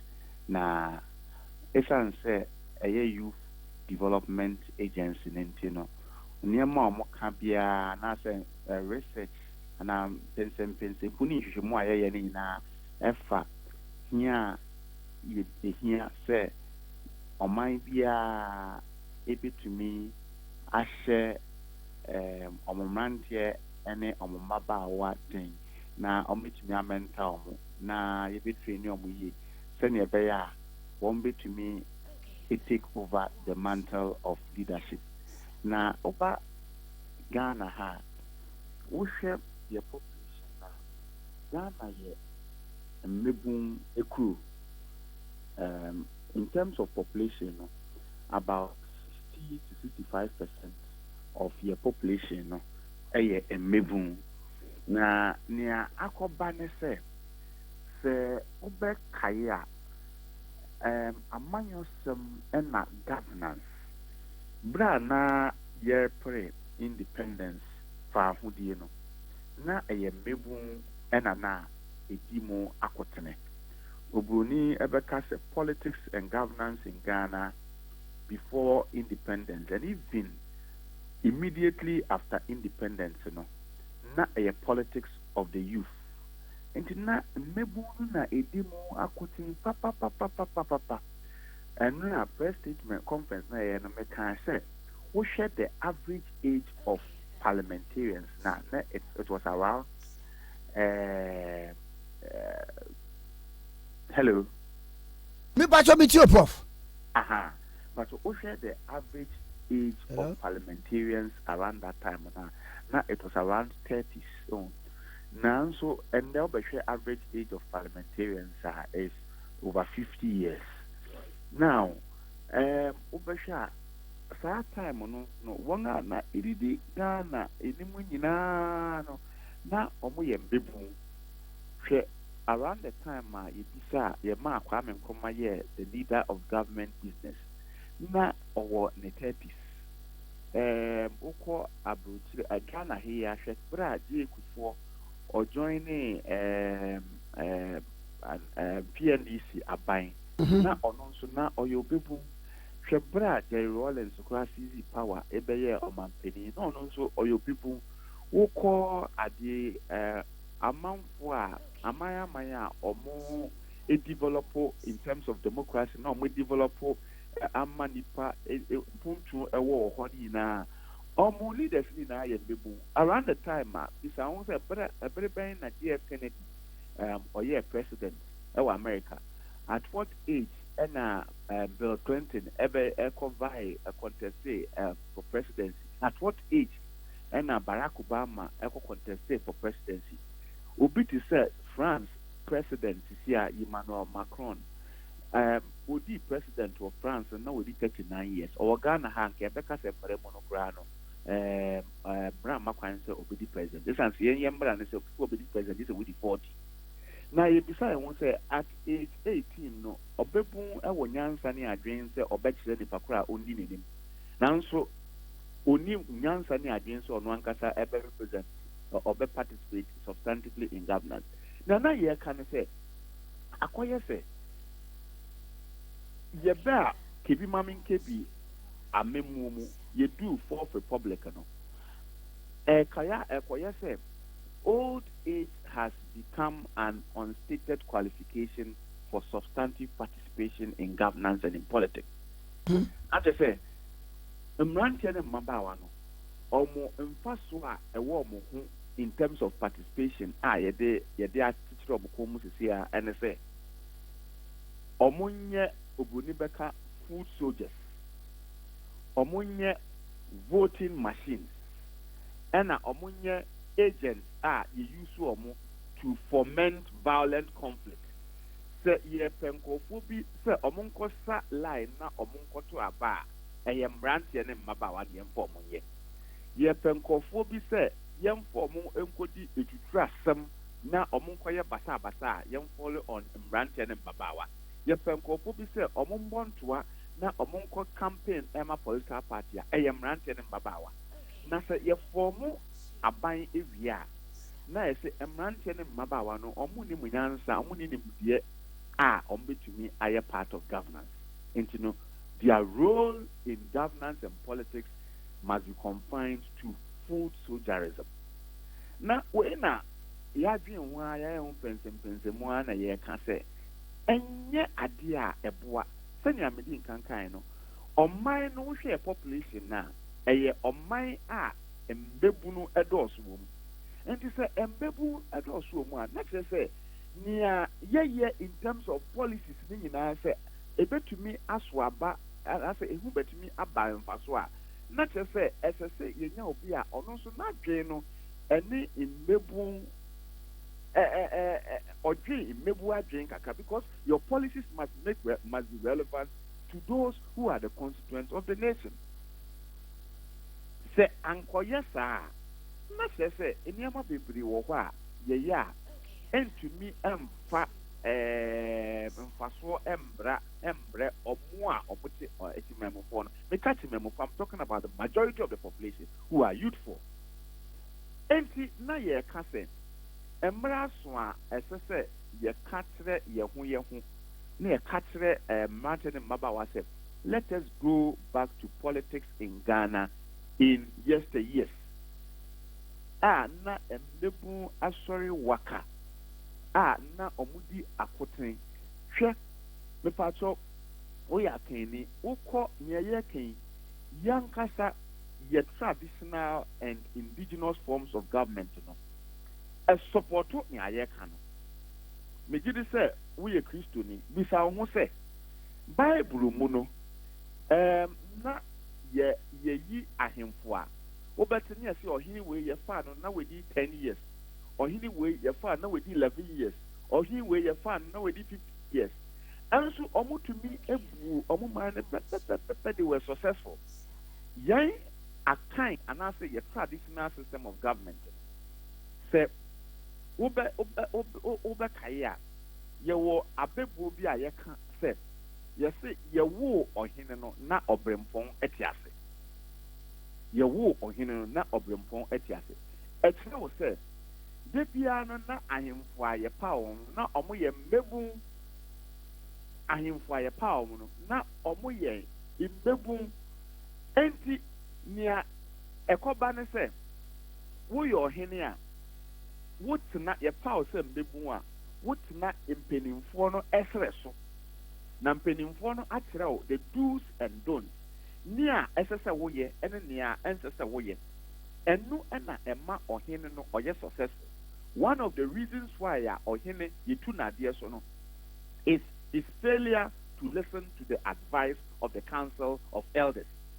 Not just say council of elders ni mpenimfo a omo adwemu do a before ohene no ye bewo no no omo operate wo chief pa ohene palace wo da omunim amanyo sem ni ahensem ni adidie nsem ni nyema bebre nti no omo no o power so ohene a opa betre omo stress so omo kire say adie ye ne say adie ye nye ne sa ahoodin mu no obroni be ka say they do not have the strength and the zeal and the enthusiasm, but they have the wisdom, the knowledge and experience.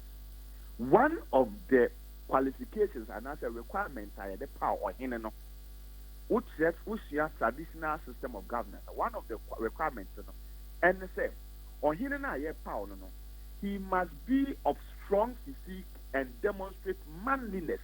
That is a so you be or ye obebu then we are doing adentia nientia SS and say or no be a commander of the local asapo company in times of war. And now we hear Obia working in terms of age. Can you traditional system, indigenous system of government? Prof. Mamin can be here. Okay. We can be here some so. Until we hear Obia or yeah, you see, or yeah, or was strong physique and or yeah, or demonstrate manliness. Send your bay or come back or do the him. Na council of elders no impeding for the omodi omo advice no. Na and yaba for Republican Democratic Party ekoya se wona eni ahoden wona omo akọ omo abrebre no omo emomu na anke sese nko omo tina etire na omo tu mbebu no fo omo di omo ma omo mbebu no tira omo stress omo na pese omo play a frontal role in politics na mbebu na omo ye mujamro no omo yesi yempia omo let's relegate them to the background. We go say let them bid their time. Omo ntwan kosi time a omo mre ebeso. En na ye kase sa niema no entwe ye. Omo ntwan kosi daben. Wo hwe enne mre omo kase ebi no mo ntwan kosi time a omo mre ebeso na. Wo hwe omo abada omo sha afie a be ye say omo nya experience na omo aye knowledgeable na se for. Won so yamfa bibia no anya den amfa mbo omo anase yamfa wo omo. Omo so sha afie na omo ye young. and then omo at omo ne kakra can you imagine bra o man penin na Akufo-Addo share politics ase or share politics ase na me sure say or relatively young won what hold the bia positions nkete nkumani akase and then what be kwadare e wa amanyo team ubetuma imagine obi to say Idrisu Haruna bra okọ parliament no a young and there or a minority leader why ne kakra na say when experience and knowledge bra omampeni Jo Mahama ebe yi president and so no be the president or hold several positions are not or no nimfia no na relatively young and ne wabeye adi na and there eba say mmebu enko politics mu a omonko parliament a obeti no na political parties bi o omo ye young too much ntino ye mfo omonko na for mo frustrate omo behwe na filing fees ya na high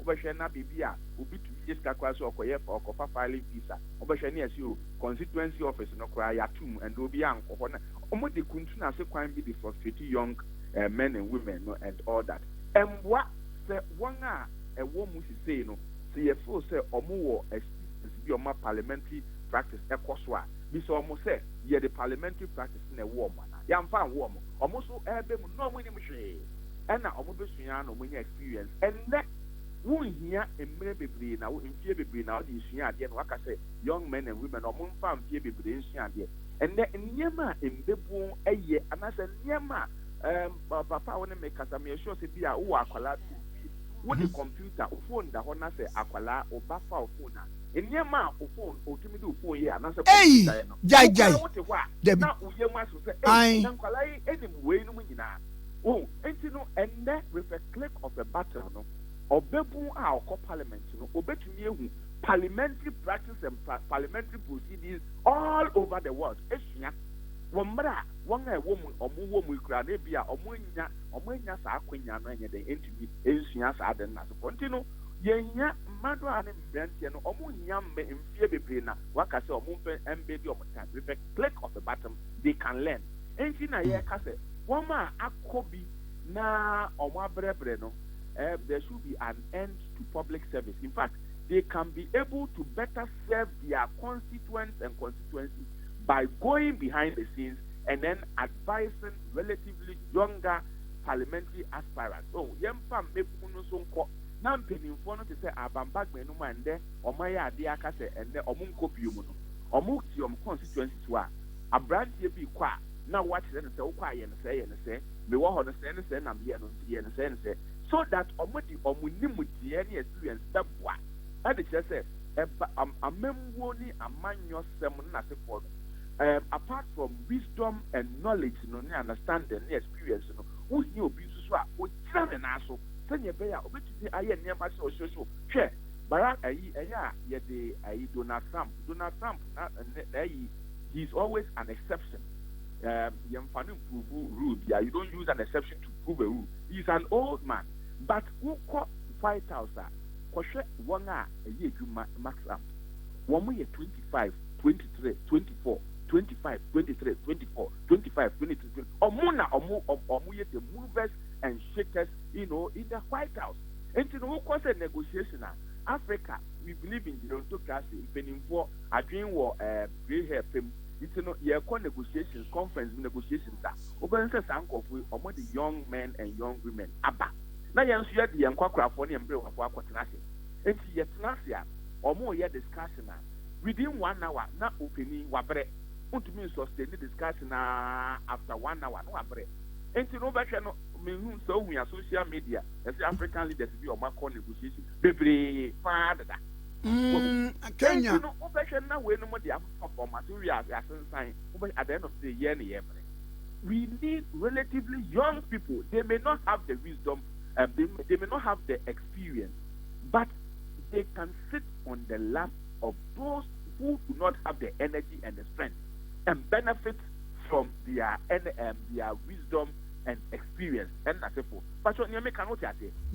Now we know, is it in relation to incoming primaries ebaso amanyoko awudu MPP NDC no ana so anything nyaya can for starters na ɛka sɛ sɛ nea ɛbɛba so ne menim yia no ɛyɛ parliamentary primaries a ɛbɛkɔ so ɛna na yɛtoto asrɛ mmabu ne sɛ first of all yɛ three course. First of all mmabu no they have keri wo ho obroni say an unexamined life is not worth living nti no wankasa keri wo ho yɛwɔ mmabu bebree a wɔn akokɔ school ewie mbabu bebree a ɛndɛ ɔmo yɛ CEOs of companies and organizations mbabu bebree a ɔmo ɛyɛ mass educated and ɔmo wɔ what it takes to represent their constituents.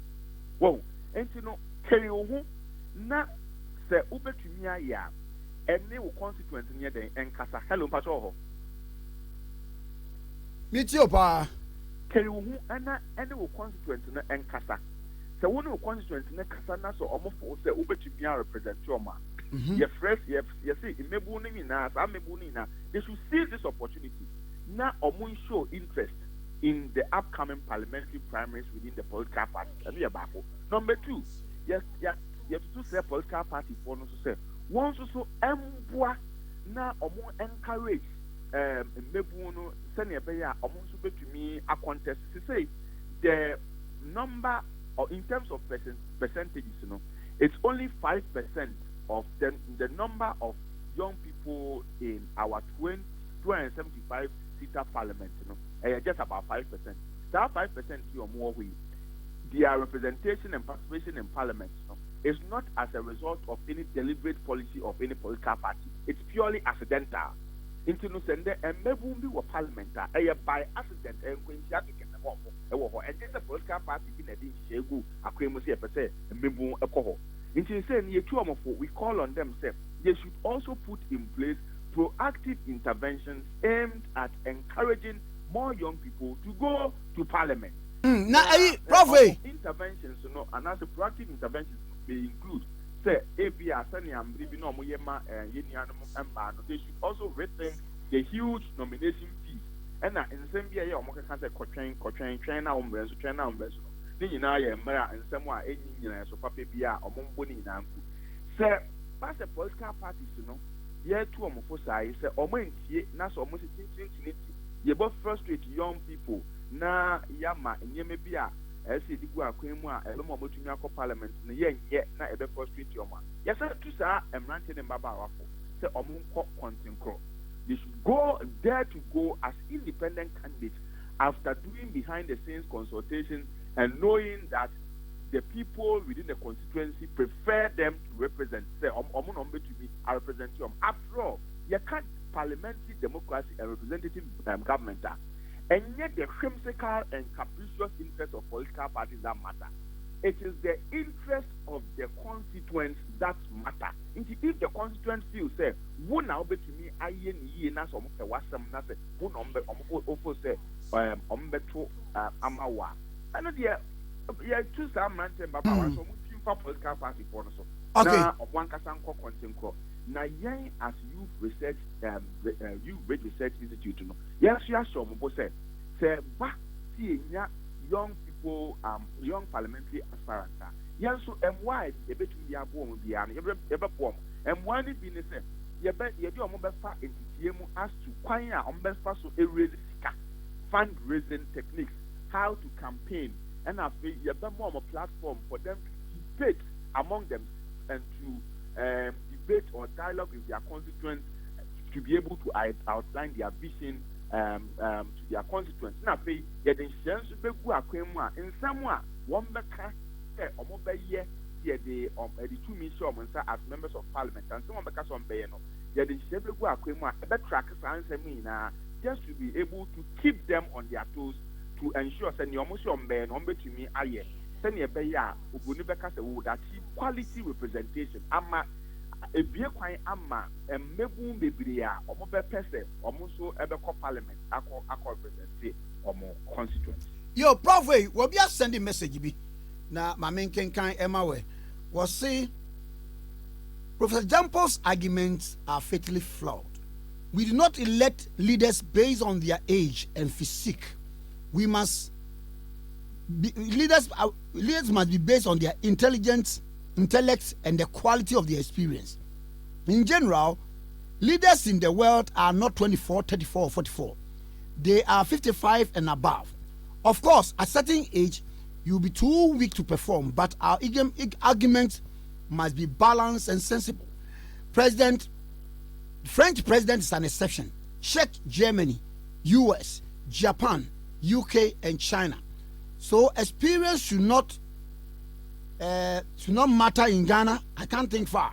Our experience must be a salad of young and old to cover the entire spectrum. Honorable COVID Juma, right up on no. But so COVID Juma, I'm a small American Jama, one Tias and us with the American, Uber Africa, how the average Africa, you be our average age, 19.5 years. You can't in Abuma, 19.5 years. Whoa. But the average age of our political leaders, 60 years, 62 years.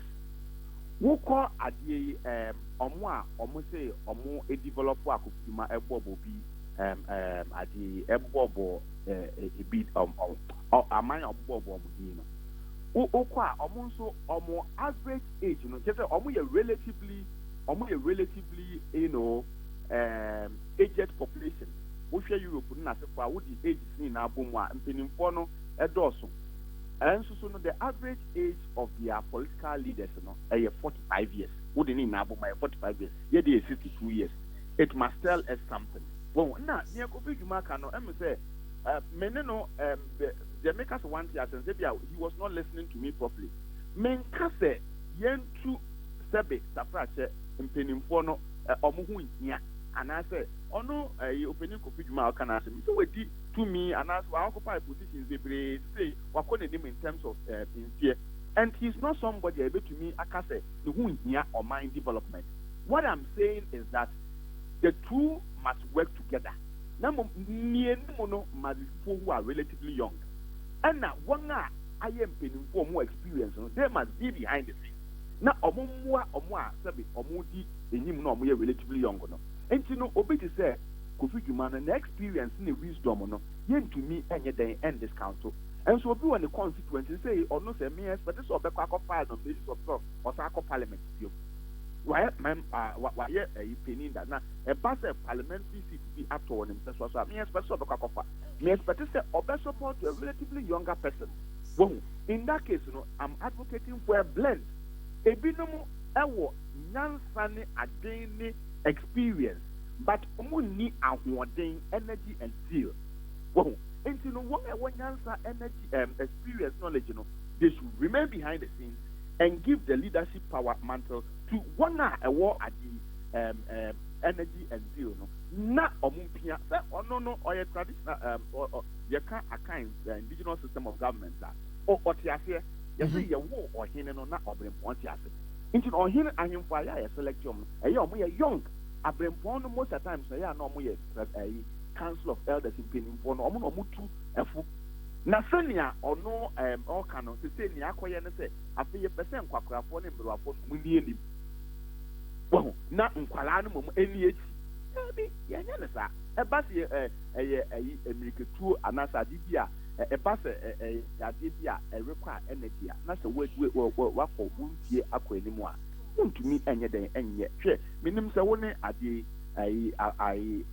akwakoredi ana be atnada eto de bia woni na kasa so ade ne kwa ba yenkura yem nanti eto de bia ade bi ba otum na say wan churo amfa nto ho a wo ye fe na refi o ye fe na refi won enya say yaye ana say you can't cheat on nature and you know yes we are not advocating say yanto impeniumfo no asaram anase yenyi omumfi mokra ye can say there should be a fine blend.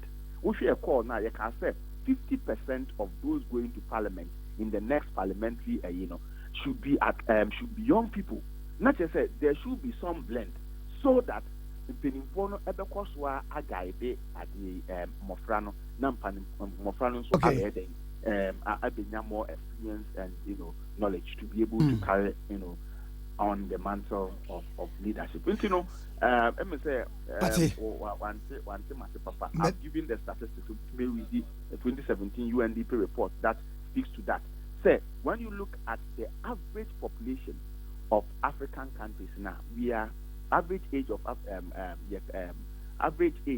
African population now is 19.5 years, but the average age of our political leadership is 62 years. One eye on we develop now, the average age of their political leadership is 42. Well, and you know, is there no correlation between the age at which one is given the mantle of leadership and development? And to me, no coincidence that. Okay. Oh no, Medasi Anope. Professor Ransford Jampo, Director, Center for European Studies, Legon, Head, Youth Bridge Research Institute, Yibrai, and I know Attrain Common, K101.7. Me pa chow.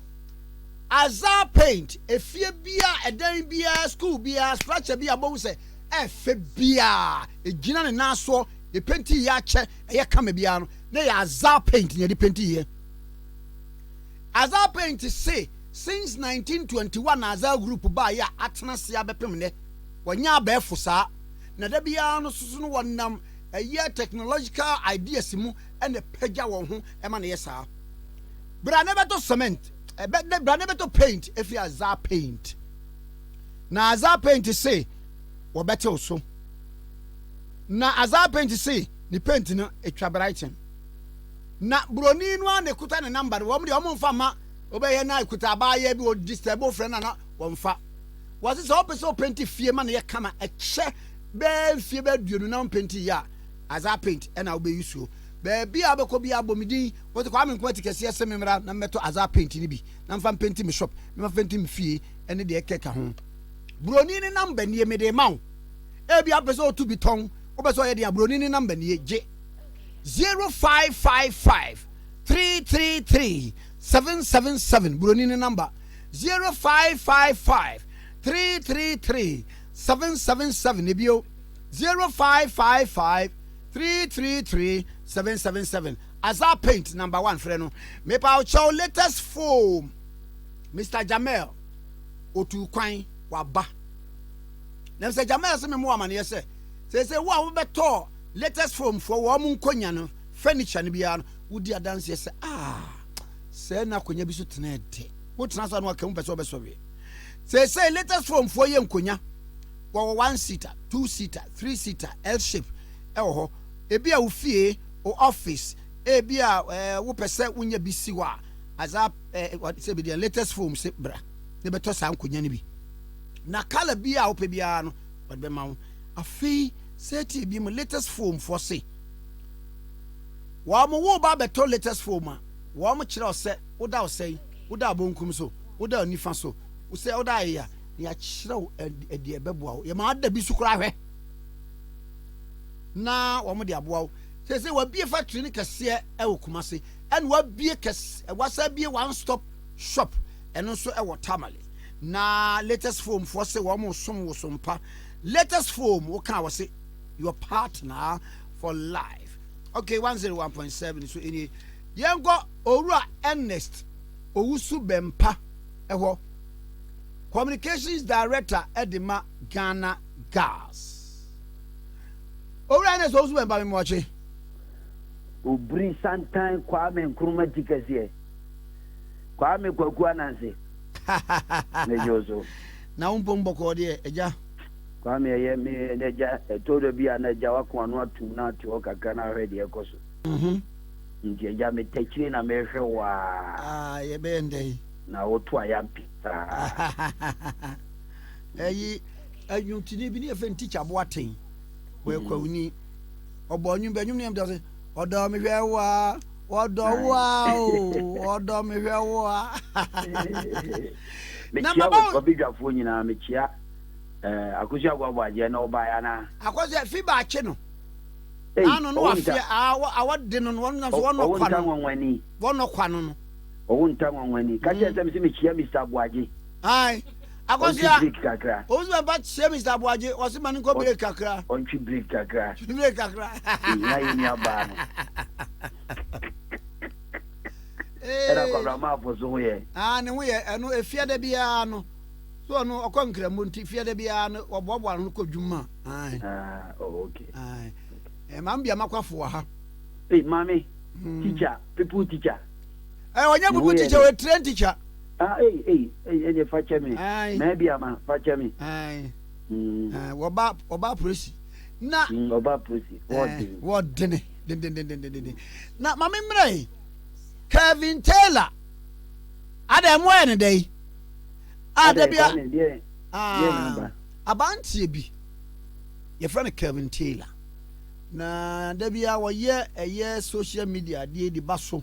Ba ne titiri no eye mo MPP fo amwa ba mu no ene wodi mu atem na waka na bia story bi o no de abeto wo na bia o ma commentary aran commentary ho a ene ye ba se obetwi musapowi a na watwi na nsan kura de party atwero krata akoma ne yiri ye adwuma wo New York Times se ensem bi wo a mo ke kanka no New York Times me se ne yiri ka ho bia na say a breach of journalistic ethics no me ade a emwa na eno kokoba ye no krata no koba ye na wa ye video foforo na ensem wo mu de e so unprintable set metumi aka age a kirew na no pay ene wo bo wudin wo twa bow o se ma ye de Kwame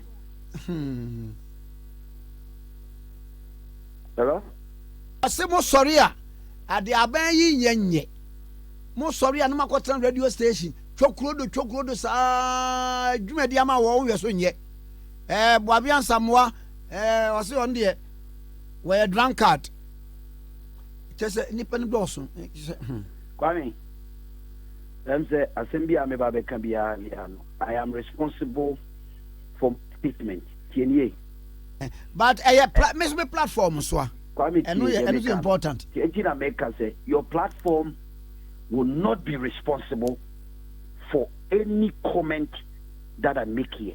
Me making it clear. If they want to take me on. And yeah, what would him? May no say if they what say be young can you? My main can't make can. Yedi kind. I grant Kevin Taylor no. Munimuno. And Kamu waste more time. Me true article be found when he came out on social media. He did my term ke kan sem fifa me honi ade we dim penifo wo Ghana ha nyina atem mensa utabe we din atem Darky Ward Mills osofo usu bempa penifo wo Ghana ha nyina we di obi atem Kwame enya nwanwa because of the upbringing ono ane mame sebi impreduasa no si be sibra mama nya de bi esesi a mesrewa wonim ye sa areas no wonim me enko wo tape no ensema waka wo mu against the sitting president of Ghana tie ensema o kade kwa if you don't want us to discuss him there is no need for us to talk mamentio ba me pese ka se de o ka se me can on record say 1981 and ane mame Ghana for Lebanese for be ba Ghana ha no mo show as a black Lebanese or no Ghana has ni mame ko bo be sibra e no konyim ye no hu nipa o de be hye no but no ni say Lebanese ni be tu kwan di na kwa buchiri akota America e na mame ni ni say no ko share Lebanese ni no mi wa ne Lebanese ni na wo ye no a wo boy o EPP ni e no de ne to Bruni no na Bruni no accept ye ele so tu kwan akota America na wo hwe na brabo a onye bibiada homo brada ena sebi obi me na meka cho say oti kromo ati America no ontua be onye hio ena obi etua $20,000 every month so onye video no attack the NDC MPP government na to make it unpopular na yenka na sebi utu aduboni e bi ka wano so ati ase ye de o mampeni jo mahama sebi imprediasa sa Kevin Taylor we our coffee so mra me ye no and to about President Mahama I am telling him but say unia dance bia say there be unia within NDC mu me say within NDC mu some of the communicators are so angry say a branch we be $20,000 e dia ma no no atra social media no wa dim panifo atem afa ne ho adi $20,000 sasika no onye free fa Kwame hello meet you what you say me say omu di agora me ma omu 2 weeks Kwame me ma omu 2 weeks tie dia make kan ye ye be print the kwan omu fa so omu di sika ma Kevin Taylor e wa America. We are going to make sure that we write a petition to the American ambassador. Near the me and Casa personally, me see me to kwa America. No, ye bema or problem me face me. No one can your Casa first one me to message command, me to command say. So ye bema pa, so ye bema said ye mema no. Na NDC ya buying what power. Ni e kina simpio so kasa. Eka legitimate constructive criticisms. Ye timi kasa. Shaking the pillars of democracy in this country now. Also, a Bema man in baby, and my $20,000 manu. Na month bia on drown cancer who need you be at them. Who tell the article or cana? I didn't answer him no. Yabia some why is a stinking drunkard and no defamation of character in all his statements. Sanity. It's your Mapeni Mahama. I am sure if make sure yen sinokoso. The oye Krumhan one enemy. President Mahama. So on wa born a pa ye there o ma catch almost a 77 to skoko no. E obi anumo ye jaki fita. No mo de omo to omo boase no omo hyase yenye se omo di Kevin Taylor chi. They said you di other celebrities chi a okolusu oje 1.2 million. Ghanaians are serious and Ghanaians are ready. So obi anim se Ghana ha e kufu ado amamu a obuo no. Obi nsi trododo matwa. Oti ase baby or to America no say videos no ko ha. The world leaders have appointed Akufo-Addo as the best leader, the second best leader in Africa. And ne we asima fa na nyina di ne ho adanse Akufo-Addo nsɛm a wɔka no international platforms we asima fa na nyina no e di ho adanse say he is a great leader and he's going to be a great leader. We don't need a riffraff like a Kevin Taylor. Said he was born out of a brothel. A woman be a couple be Sibran ya de won until Omobia. The Kassan in the near crutch say he was brought out of an infidel and a rascal. What you say? And these are the people President Mahama want them around him so that he can use them to do it. But one also say na me maka Kwame Madika can radio you to say. A time is coming in Ghanaian political history. We, the youth of this country, will have to tell them those people enough is enough. Kwame, Argentina make us say it is dangerous for Ghana. Say you better allow anybody only the right to come into position of trust in this country. Not by mere circumstance. He was able to come to near closer to power and amass so much wealth. That is a danger. That is why me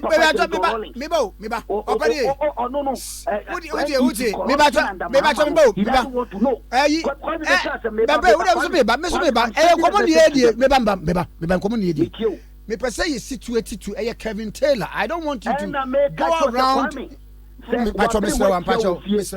Kwame way so tifie na akola e sha se odin semhunu ofia asema yebusa se wan ba no. What is a Kevin Taylor article attack President Mahama when he made an outrageous statement a former president has ever made in Ghanaian political history. What is a Kevin Taylor your story? AKC President Mahama. Tio, meba. You match boot for boot. Match boot for boot. I am meba Kwame. Oh, that be who tie me. En komo ne ye tie me. Me pese ye won ye platform yi no matter said yes so be kum funku obi nwia. E na ye situate no to asema waka no. Ne yia no dan se bia as a person why Mr. Wapacho background information. Wapacho so what eti pacho afei yemra asem no aso why and pacho asem no ne say ekwan be so na Kevin Taylor sa brand here to America na President Mahama mo man $20,000 say on gidi Akufo-Addo me pacho eno me nyintu me pesa ye begia to mo ha ye ni adanse biara ena eye on this platform na wo kan say wa man 20,000 pacho ye ni sa adanse no sɛ wobɛnya adagye kwa da bia bɛkɔ court ne ade no ɛno so ɛmmoa yɛn tiwa mesrɛma mpakyɛw miɛmfa nkɔmmɔ no nsia madawroma mesrɛma okay 101.7 so enie Ginyame company na ɔyɛ adeɛ bi de aboa ɛmabunu mu amawie school de onko school da a opesi osua adeɛ bi ɛfrɛ no 3D epoxy ɛyɛ design a yɛyɛ no wɔ fie walls no ne adeade a ɛfɛ wudu a wohwɛ saa sɛ adeɛ wɔ de afiri Hebrew ni na bɛyɛ ya na dabi bibini na Ginyame force wɔn de 3 days ɛsiso a wɔn de yɛ saa adeɛ no 3 days intensive practical training on 3D epoxy every 22nd to 24th ɛna ɔde ɛyɛ na bɔmɔden na nso bɛsua bi saa 3D epoxy wɔde 3 days intensive practical training wodi nansen si wɔ na deɛ ba bɛsua bi Ginyamefo ɛna ɛyɛ na deɛ ɛnwanwa wɔ mu ne sɛ wowie a wanwie a wo first contract a bɛnya no kyerɛ sɛ wobɛde wo ho ade wo ho nkɔfo yɛ ne boarding pa na enja Ginyamefo deɛ wode wɔn ma na wode asɛm wɔn na ɛbɛyɛ saa deɛ di ama wo enti paatwɔ mede number ne to dwana no watu mirika akɔfa forms it says 22nd to 24th ɛna wɔn mo ɛyɛ saa deɛ no 22nd to 24th ɛna wɔn mo ɛyɛ saa adeɛ no enti na wabɔ modern na wɔn so akɔ fa forms na wayɛ nipa akyɛ obi a wopɛ sɛ otua 3D epoxy biara no mede number no ɛbɛto dwa na wɔtwe afei deɛ ɛnwanwa wɔ mu ne sɛ saa intensive training na wɔyɛ no kasa a woteɛ no ɛna wɔde bɛkyerɛ wo wote twi ɔbɛka twi wote nkra bɛka nkra kasa na wɔde akyerɛ na wɔde akyerɛ wɔ mo hu 3D epoxy no enti wei no ɛnyɛ biribi a afei na yɛn no ekura sɛ ɛkɔ kyerɛ brɔfo enti brɔfo de mɛden maka brɔfo dabi wei ɛyɛ twi kasa ɛna wɔde bɛka enti baakye obi a pɛ sɛ osua 3D epoxy biara no tumrika na mede number no tu dwa na wafrɛ me to be bo ase abobɔ number no ɛno ano na yɛse bebree pɛ sɛ kɔm fa number no but na ɔmo ntimi ɛmfa nti me to me bo ase na ma bobɔ number no na me de ni nyinaa so ama pacho tie number no na ɛkɔfa forms ntem koraa 0248 90 05 02 0248 90 05 02 0248 90 05 02 ebio 0248 90 05 02 last one 0248 90 05 02 the number baako nso ka ho 0554 36 28 44 0554 36 28 44 ebio 0554 36 28 44 0554 36 28 44 first number in 0248 90 05 02 okay 101.7 swini mummy yanko yanum kakra ababi mummy yanko kakra na yatena ho ache yo Kwame ye ko yanim dia na megina daily graphic page 20 na wode aba and watch us see the National Media Commission wone president Ade Akye akontia pa ho ama say wonya mpanyin fofora womo ena eba betua New Times Corporation ano ena Ghana Broadcasting Corporation ano na executive secretary da NMC ano Ora George Sapon ena nsa ehye krata yi ase a wode atu dwa say de ya pa Professor Amin Al Hassan so no na new director general Emma GBC ena Ora Frederick Emisa ono so enye new managing director Emma New Times Corporation watch us appointment here omo make ye no ne article 168 send your mayor mamra hye na fia pa han credit economy no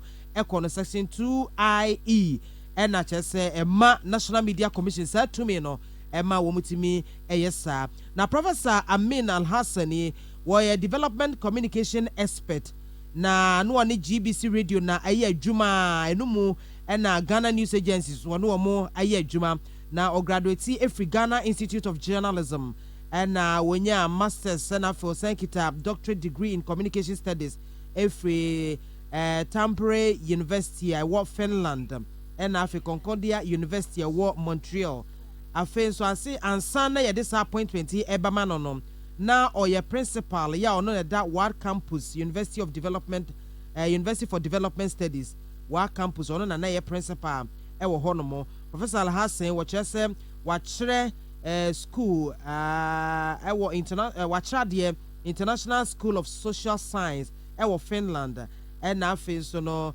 McGill University ɛwɔ Montreal ɛna York University yɛ ɔno nso ɛwɔ Toronto ɛhɔ nyinaa wakyerɛ deɛ na ɔde ne ho bɛbɔ University for Development Studies Nyankpala campus no as Foundation Dean at the Faculty of Agribusiness and Communication Sciences ɛhɔ no mo na wɔnam ne nsa so introduce communication programs ahodoɔ bi ɛwɔ diploma na afei degree levels na say new GBC boss you know wɔkyerɛ sɛ ɛba UDS campus hɔ no mo dwuma so a waba bɛdie no a wɔserve 2 terms as UDS Governing Council member in May 2016 and February 2017 and he appointed no as chairman Emma Interim Management Committee as one share na order pepepe ye entimi nkoso wa polytechnic brana basabasa ye bi sorry ye ewo ho ena owura emisa no mekire owura Frederick emisa wono no oye lead consultant at the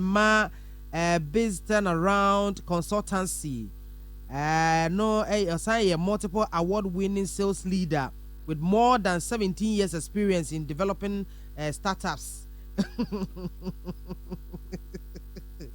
and also no implementing new initiatives in Ade. Now or your immediate past country director ma Herbalife Nutrition Ghana Limited. Now one major international companies which is British American Tobacco, Diageo Guinness Ghana Breweries, Coca-Cola Bottling Company, Globacom, and Herbalife Nutrition of Ghana.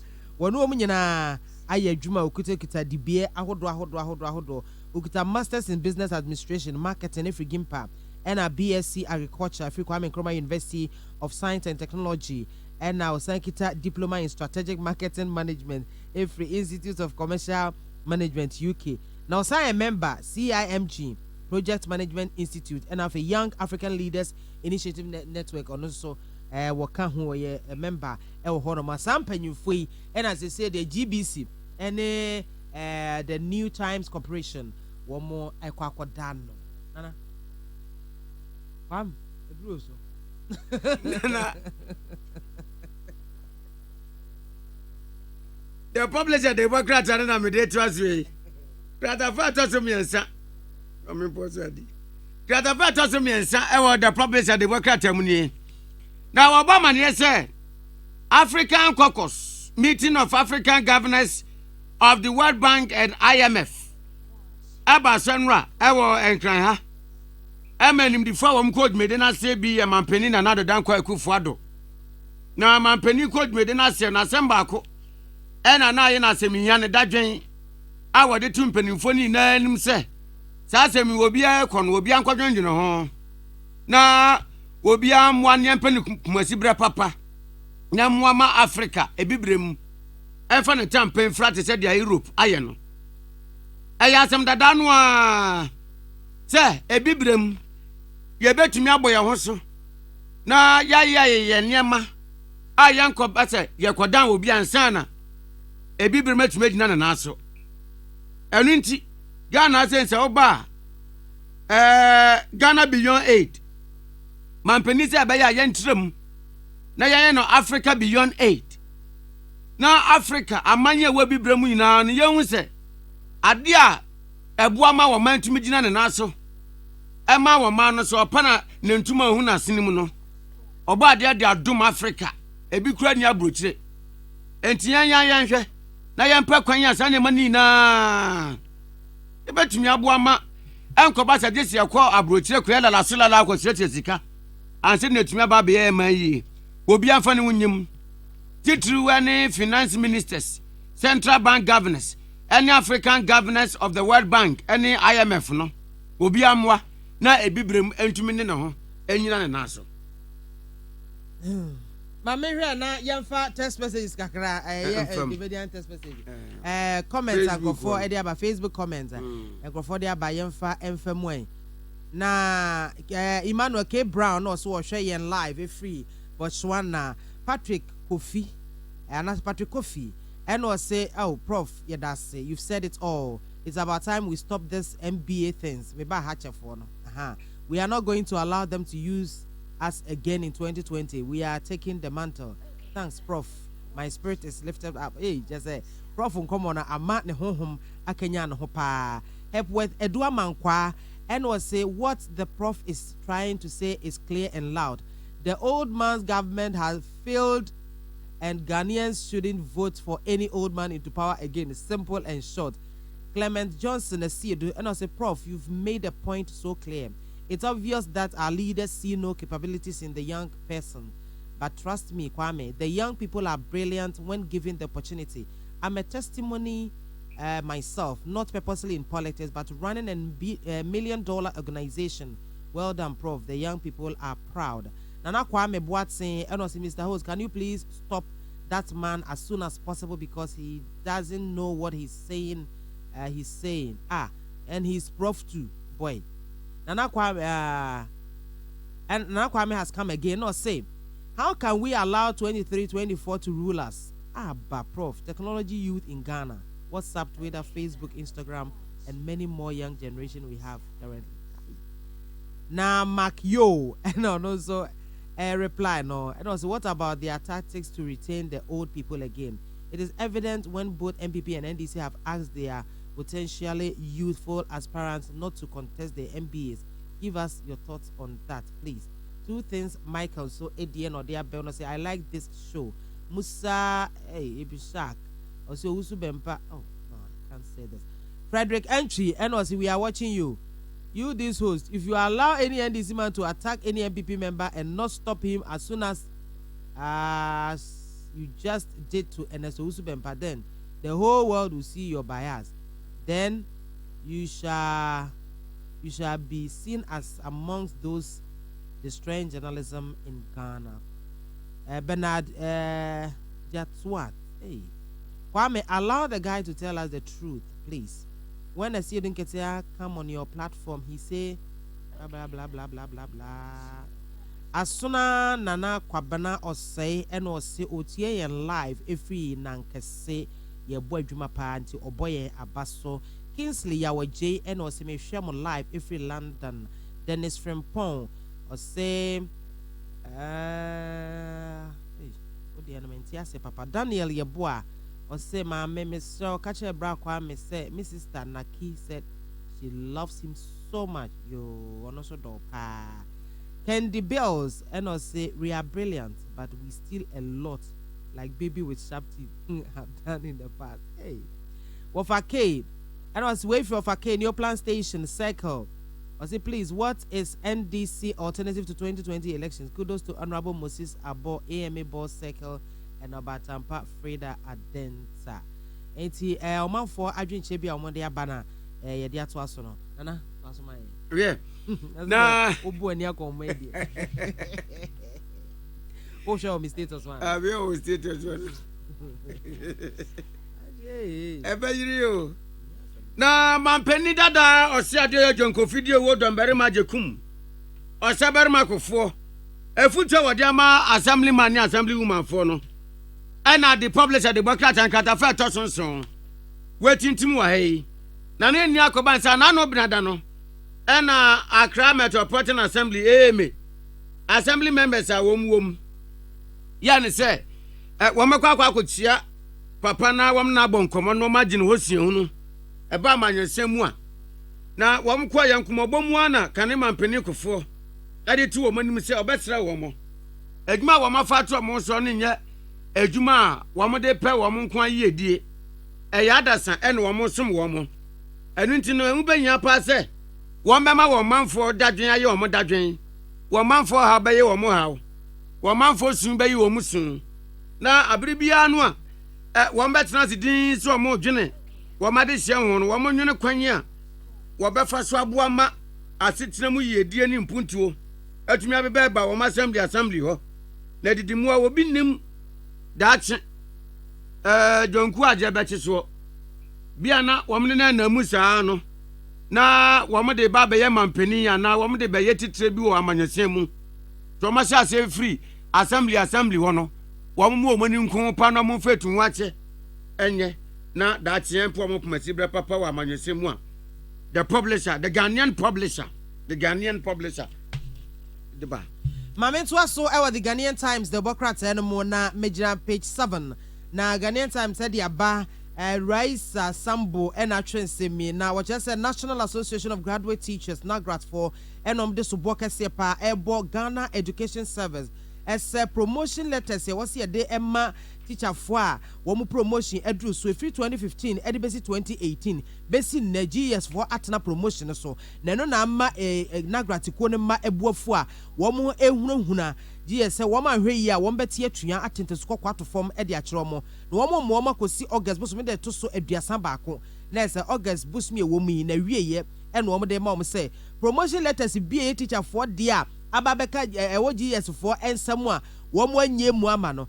ene o ye kire konkoronkopa ene wo bepeja e wo mai mu no mo friends antwefo nhia mu na no ukuada na president odekoya no owura Eric Agbe Kabonu wode etu dwase animanim ye wo mo hwe esa chechefo checheni bia wadi promotion was a promoter na was an second letter nan watching no scale was a day to na katuya eba no demand ho eba no kojina classroom so wo ye adwuma wa yin yam aye adwuma no wo so mo enye ne sa kosi August so me de to so aduasa ba ko na wo mo nye sa de a ene wo mbetente so kwato form ede akire mo na no no de to dwache mo say teacher fo bebre ena se so mo promotion aba wo mo eda so tete ba bi wo mo tie a yem promote wo mo na teacher unions no so wo mo aka nya de mpanyifo efi wo mo te sese bi odogo bi kura enu abe enti eno nam so ama wo mo ede kokobon semi ema GS ese so wo ma yo madwene se wo mo mpesa chechefo bekoso ana so wo beko wo manim e wa brabom ana de kiremu dia sani e wo mo afo bi a wo mo so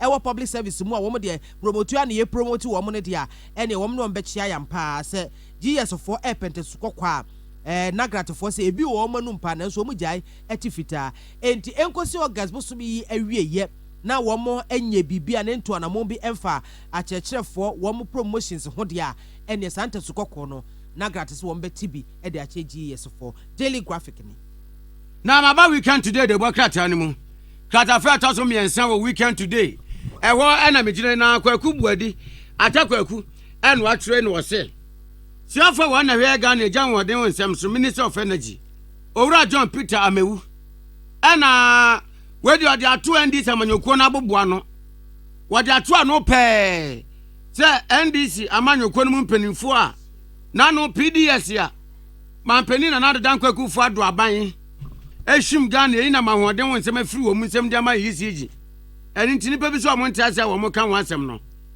owura John Peter Amewu se wo ya NDC ni na wo so wo kabi se anya ba mu mpanimfo bi mbom eno manyo madwuma yie ena bi kura ji nyama hye wo mo ho ani ade a wei kasa tenten antoponko wo do ano don wura bi nwo nipa no a wo ka no ho asem no so ye nipa da se ni a wotim kwam no wonwu ya bebo ni din bubodi mi ahwe Peter Amewu se wo de NDC fo no NPP aban mu mpanimfo a wo mo so makoya bigidi triangular wayo awe PDS ensensemu no omfa list nemra omfa register nemra okay 101.7 so eni yenko na yenkodi enkomo kakra na obribu ahen eye deputy general secretary ede ma wasunu kokuku amanyuko awudi aban NPP na wasan ye emranimu eni na yene na ntwe nkobo buru champion na obribu ahen memo ache we are major so na boko de na we da roma na wodi maba wa minika nyi adesua bi ewo mrem na nsan Central Regional first vice chairman of the New Patriotic Party Yerako Eusi wobi atro ade bi afa ne ho na nipa kro tro ade ne fa ne ho no wodi bi ne nam ne ade akoma ho ne wawanom na mate se se wasiu nipa kro no se ade na otwe koma no se woye woye froster ana se woye kromfo na emra mu na te sen yeah me tifo but quickly when you we saw me there mamenka PDS no hon kakra ayo I isi near honorable me wukano me no ya adwene honorable me wukano say look, let's be very honest with ourselves as a nation. This our usual or unusual politics for MPP and DC. You don't got your fikura and MPP and DC. You copy Brody, I got your fikura and MPP. Pepe dia wo kura ye dia kuti fikura no. Obi person who say MPP market was one NDC. And for me as an individual, it doesn't augur well for us. It does not augur well for us as a nation. MPP, NDC, MPP, NDC, MPP, NDC. For me, it's very, very important. For me, it's very, very important. Man, penny na to me. Man, come on over what? But Mr. Ringing our money, yo. Man, penny to me. Inspector General of Police. The time I saw. Man, penny na Sandy Biamano. Yaso. Man, penny de Kofi. Pure and simple. Then you have NDC for being no man penny and then Inspector General of Police, you know, the Executive Secretary or resigning. Okay, so that is immaterial. The most important thing is that man penny na 2 minutes no or the mere Kofi. Na na entimi nye factor say IG no ebra no wono na the largest opposition party no say wo mu ni papa ni twotwo mu twa say woye executive secretary to the IG be information bi okro no a classified ni nyina ba hwe na bia eje wode ko mama ni opponent for me ade it is a mampani hu sa. Can that not be one of the reasons ABNT yede mampani has not assigned any reason ni o ye legally ne kwanso legally ne mampani ye ne kwanso o mra so e ma o contract pamaso e kofie wo regulations na police mu pepe mampani also nobody an apology say mampani be treachirim Sergeant Nama, Inspector General of Police, on Kofi. If you say Executive Secretary, contest friendly. That is neither here or there. Man, Peniswan can read. Nemraso, Madam Pepe. So should there be a matter? No, NDC. Then let's come to Mewudi. You look at the PDS as a Mewukan. Then I can see a Kabomwa out for a good for and the Jordanian company, and the Danwell Bamu, and the car bank Bamu, and the finance ministry Bamu, and the energy ministry Bamu, and the Millennium Challenge Company for Bamu, and the international finance company Subamu, both home and outside. Oh, sir, be to me a bit here. I can say, it was a grand scheme. So as a nation, but be a BTS, what do we do? Never say ever fear any.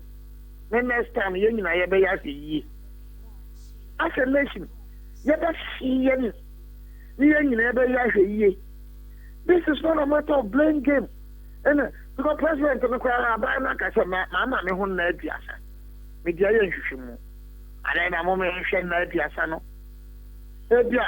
Everybody said that agreement is voidable. In law, you're void. You're voidable. Difference in the say? Say you're voidable. Over to my crown. And you're voidable. At the service of the wire and quanning, 1919, where we know, over to the Chinese vehicle. But avoid the air, and they avoid the Kuratin Tontin. For me, speaking as a lawyer, basis in what Aquanico sign obi signature no a material fact went to man disclosure. There was a fraudulent misrepresentation of identity of somebody no. Meaning which I avoid. So I believe that at the end of the day, I need suspension. A better cancellation. Now guys are banishing Pia car, abandoned Pia. because you perpetrated fraud on the government of Ghana. And fraud vitiates everything. Who didn't contemplate Nabraba? No Kata the so, who did the would you see so well? Wouldn't himself no one else was saying? No college will be doing the sign. And a Ghana banning too. And therefore, contemplating Nabraba. And therefore, a fraudulent. And therefore, Ghana Banaka a contract and all near to the viewer. What do you mean? I say, yeah, advocacy judgment debt. And you hear people talking about judgment debt. Judgment debt, then people are banning, judgment debt. Come on, let's be very much particular and informed about issues. Meanwhile, Abano crisis 30 days.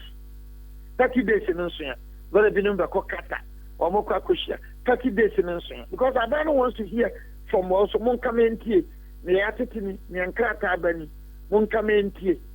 Every cry they will say, oh, you're crying a mistake. Let her never buy a cat in you, Nippon the sign. So on the sign and a buffunti. Nama doing in Asanabani. So that is what you are saying, and I may answer. Yeah, me who can all of Munka share any Martinamidu issue hereby. You have a whole former minister and a judgment that no Markitan, no Martinamidu or Maka. Meanwhile, are you playing to the gallery? You are former minister, opposition.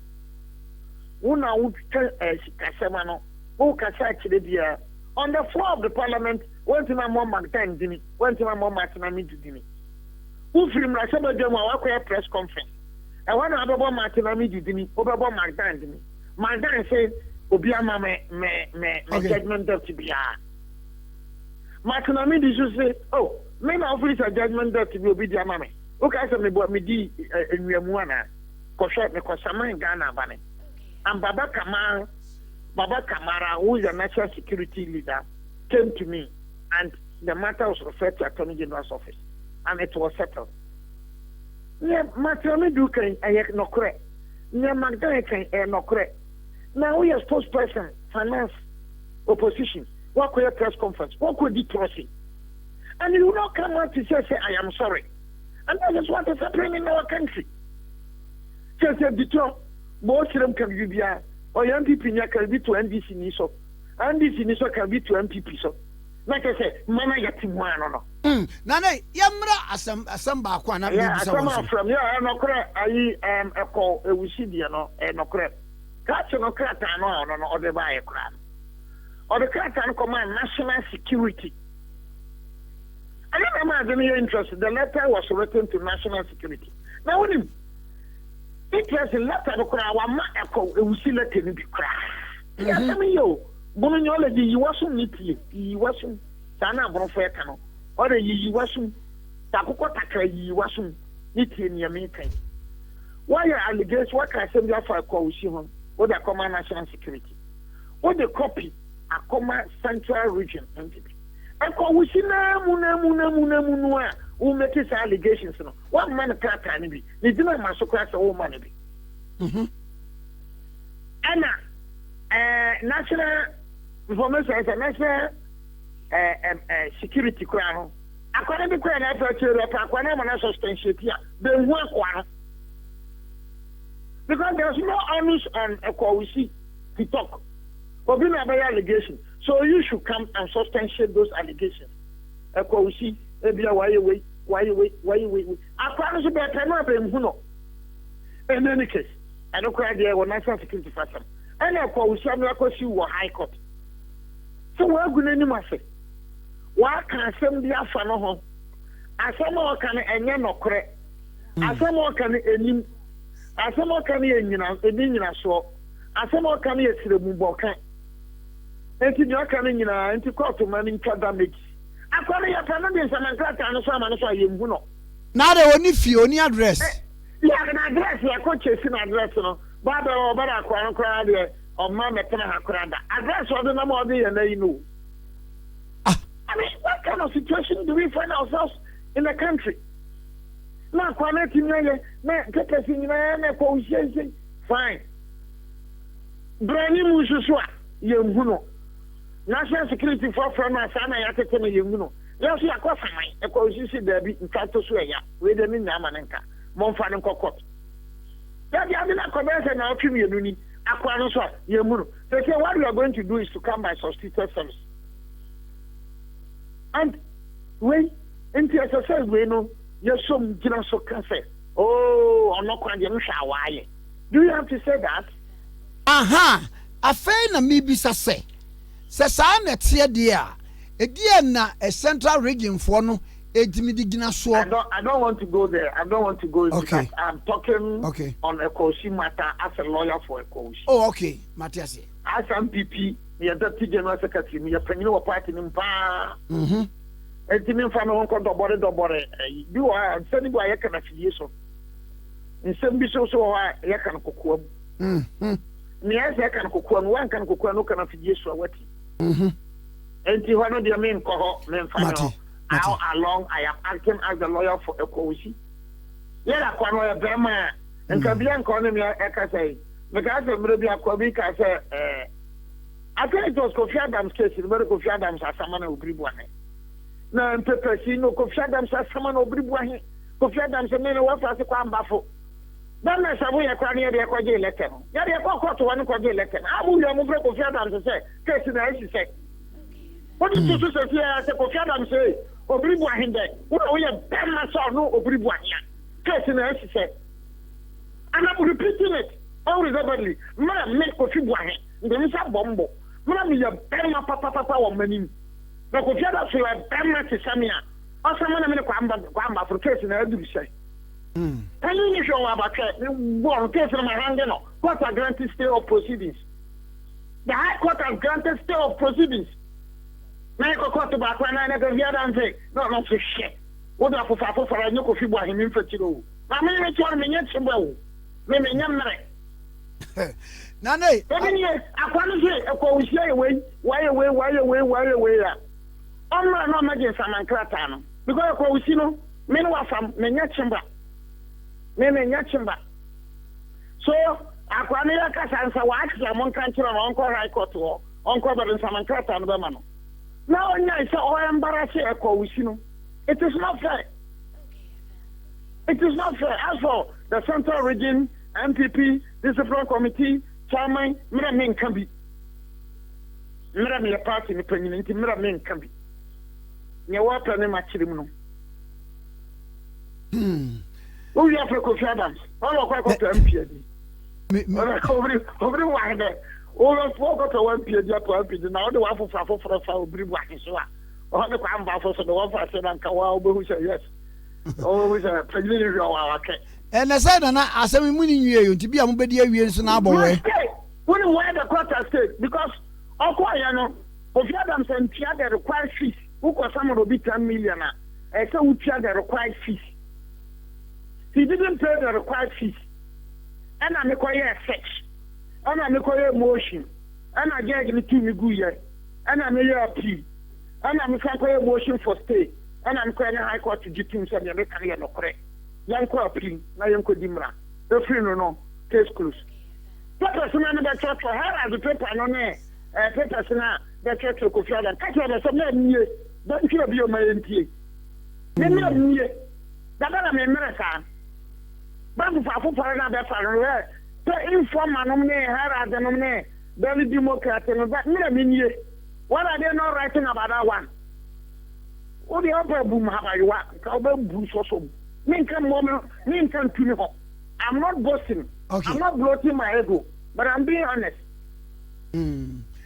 Eddie, Nane, a quasidia, no. Sir, my order of substituted service. No, so more some year. No, cost another Corinthian and send me better. There's some year. There's still now one moon and no dear trust you. You move ahead. You file our, you go for interlocutory judgment. Oh, then you, I know, we will defamation. We will accept the matter for trial. When you are defamation, you don't go for interlocutory judgment. You set down the matter for trial. Then you file our witness statement. Then you mark the box. And then you go ahead. Without him? Yeah, without him. Your judgment, I mean, you're children. Your son, your official cry, your judgment in the corner. I see. The shame in Su Council, the judgment in the Consul. Now, It is not fair. We don't do that. I'm telling you, vote your letter to the national security. No one man. I mean to say, Cabronia for be all a copy to Cabronia, but a copy to. There's also a letter to call national security. No one a copy to. No one a call Shisubi. No, no, you didn't serve me with a copy. And yet the document finds itself in the public domain. Okay, some yes, Obiabu, Obia de Okanana. I didn't elect no the common national security, all man a copy. I don't know who back we see what do you make a Metiase. That is the normal thing. That is the normal thing. Send you make a baby, dear, send you make a midi-truck. Bank as a midi-truck. One more midi-truck. One can show everybody and go to Pope. One can show everybody water when. Okay, letter for be one. No, I'm a copy to. So I am complaining about this. You do that. No, no, so in fact. Then maybe the national security will write. Then the office, after the home review, and then can be crank out the petition. And Cabana, no, I saw national security say, but the petition, the Abraham Barber, yet. We don't do that. I have no person go there, and I officer. So as for the other, I know the as a lawyer, and I won't talk about that. Oh, okay. We are party no me. Okay. Party no cover by Nana Kahumbi. Party the big and then sing in a party no home. I internal matters be no mechanic so that is near some match. The opinion power. Party should be very teacher and Kahumbi. Maybe Makotane. And to send me back of far send your air connoir. Do I mean cannot see so. And I'm a can from this so on the Ashanti region, Manaf, a crack of forms, Namekan, Madame Panini, Ashanti region or regional executives. Rita Asobayre, honor national officer of Ashanti region. You call Rita, she speaks to that. As for me, the Yaman say, where I am born, we no moment in this circle. And open to Ashanti action. But if you are going to Wabutia, the Bissamere, Media Messer and say, MPP Nibia would see me. MPP Nibia under the day. We are some of the areas of an end, yet. MPP Nibia would see me. Near Mayor Futuamadia Man said, Biakokona Satanasi, dear woman, to come and in Tunku. 2008, you say, I'm winning. Oh, NDC could go to NDC Mabio. NDC say, yet one half a penny paper, near check consumancy say, Yebenya, Central Yebenya, Ashanti Yebenya, Water Yebenya Bam, you know, anybody wants a new opposition. Anybody wants to know new opposition. Second, I be Abuano and Itian Fudano. After some of the Koyan and Takrabuan in our age, we must learn a lesson. But what I'm to some people. Yo, yeah, I'm going to say some boy, I'm Krana, yeah. Yes, 2008, a position. I will not learn a lesson from that. Yeah, by and show me European you. Number two, Namakau, Nama you say, no way never come, no way uncle, and away in a year, and a new way, and away. What is a me can be? Mente. Because me, dear, MPP Wapa and dear. Me kama bi sɛ mena tim kɔ Jamandra kra me kɔ bi firi na nsɛn me kɔ bi so na ja kra so for WC wo hoi nim yusu WC nim hu bomba me kɔ bomba la tre e kra so bere la tre me kɔ nim kuta Fonte Ghana when the man what you no olo nya so sa olo general kɔ me na ni no la nya MPP deputy general secretary kɔ MPP ntima kɔ tia fini o and there's a party no power. Once you are a sympathizer, a supporter, a member, at least the question I think you say, party, one word of school feeding. Okay, I can have I'm getting no while being school feeding. Just now, there's an MPP. A human and Kakra, we are now near Victor, and MPP. I mean, it is normal in African politics. It is your Benny and Yahweh, who now no back college free. We are back college free. Oh, Fasia back college free. Who be no. So as long as MPP is in power, no matter who you are, at least you will benefit from. And this is from benefiting from MPP. Naneba college free. So, Mama Yan Tokano, Nenticha, and Yanabia, and Neprano, Yama Wenko, when Nabeko, Yama when you say, now wake us over Cono, or better, Sophia, I want to Sophia May. Where the other say, look, for me, dear, Mammy could be a young papa. Any candidate presented by the MPP, the American person, the Madame Futuo, American MPP, be a free service from sir. Party first. Party first. Mama, you say you're near 208, you know. Maybe I'm going to say, BBC, I'm a woman. And there's some Nakamam, I'm the other day. No, we must all make sure that we would avoid what happened to us in 208.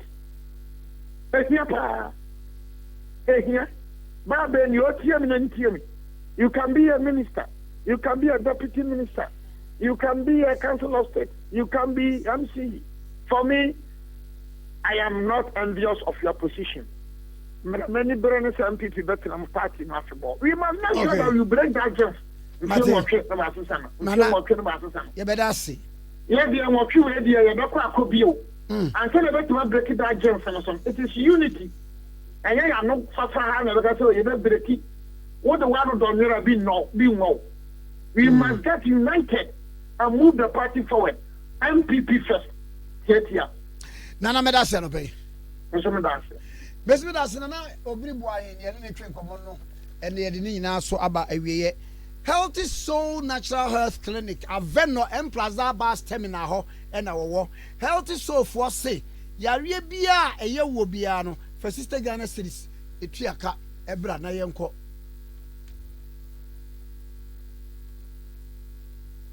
yare bia eye wo bia no for 60 Sister Ghana series fabra na won saw yade no wontu ase emfaba ho me pa chaw de tie nie Sister Ghana series ntie de wo mu fire folder obefano eka ho wo ba yirane med lab test ahodo miensa na aba wo eka ho na wasan ayew ahodo akọ consulting room mama doctor achechire yare no mu nyina se de esi ha no enso aka ho we miensa nyina amegbodin no eye 60 Ghana cedis woni mo bia o yare chlamydia gonorrhea syphilis manemra 60 Ghana cedis 21 days obetu ase afri wo de amawo Emma white mom famra when will be a ne be me ago sexual weakness manembra prostate enlargement manembra urinary tract infections junso me area manembra na when will be or diabetes ana sen side chronic liver disease and kidney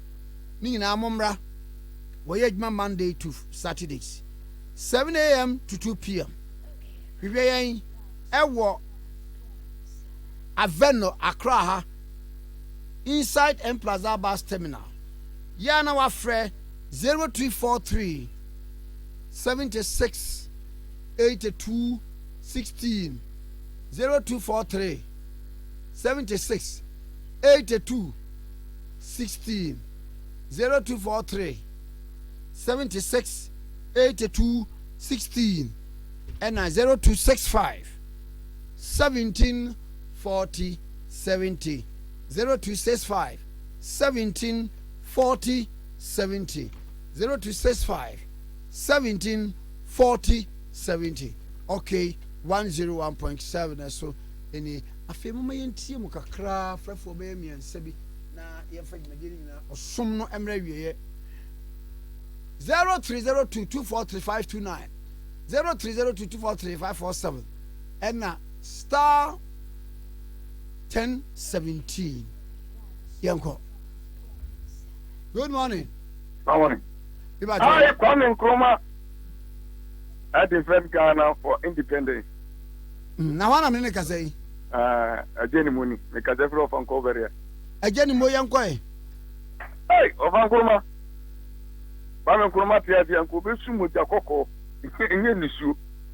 Ghana pa ni hati tiafa samle zano. Kai. Amede me pese me ka PBS ka strength kakra. Se kania de se gina so.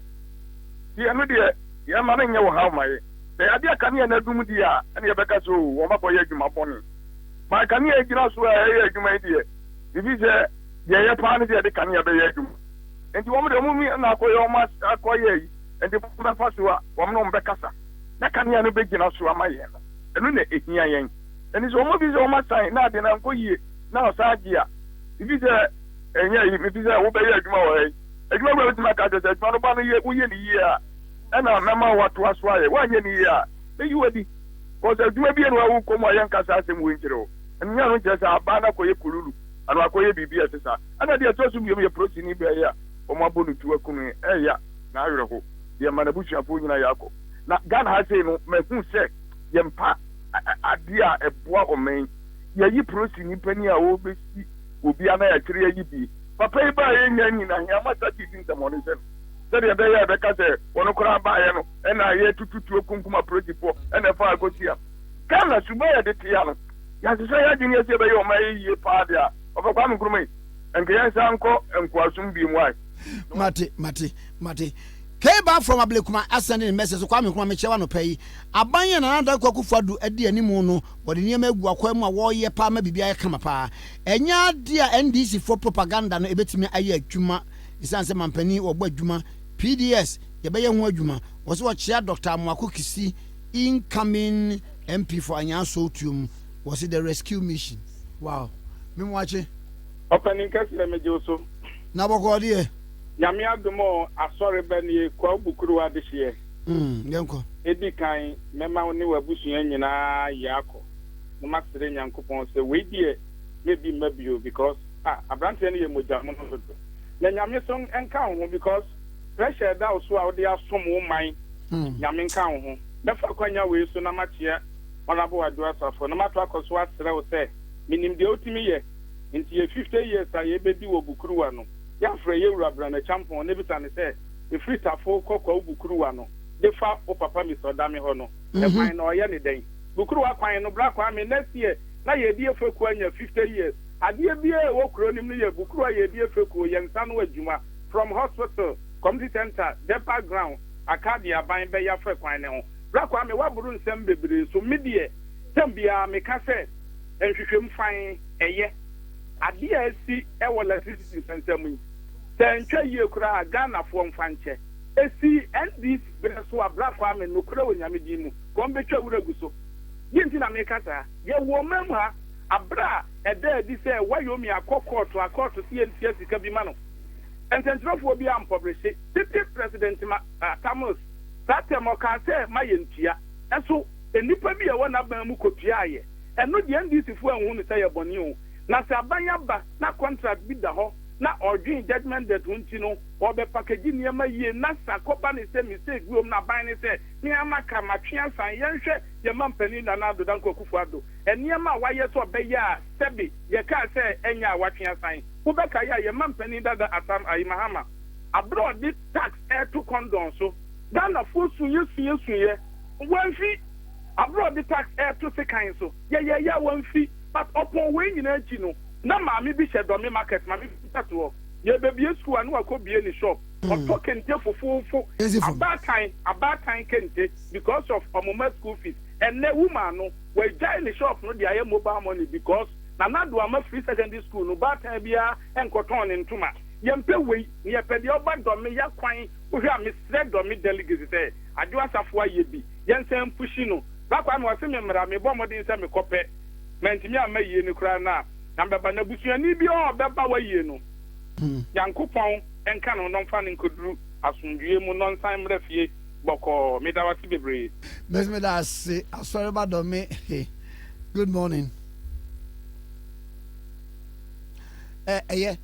last one I'm defay good morning so Collins from La Paz Kwame Nkrumah wafa what's in the catch papa for whom what okay FM there titru maybe asema me kale a driver force you program papa what possible be mun ka Ghana driver for across the nation na mun bomb abaso be bia the radio da okay FM then ya konye mama chia ines no go number 1 e wa shama ana ni laye Emmanuel laye MP papa amasama also da no matre enti amasama yesremu muntu abama papa no ko yom dunia wofa Nana do that the president of the republic any Ghana fu ndini ye papa the papa muni sawo position and the president Mahama or Ghana for who some ministers in 88 but the bama mu lay government ampa oba in our mind 123 near fi say ye and the Mahama Popo Shadow, you will resource you will God, you will diamond, you will box out your bar, what the Ghana, your resources that you to who buy what the Popo said, and beyond what position, what so taxation, you might pay into the man Mahama, or who can afford the tax, or who can afford with your bar, who will move from taxation to taxing, and next, what far, the no say, you should have so. Na wo sanu dodo na wo ahwe difa anapekum na ye brandeti ehun no de tax so tax for the bia sabi wono ye dade amukra na wo ahwe ne ye wo ba se the tax ba be jira opera no e fa na Ghana ye ko ye sorry so na mo se me ko aye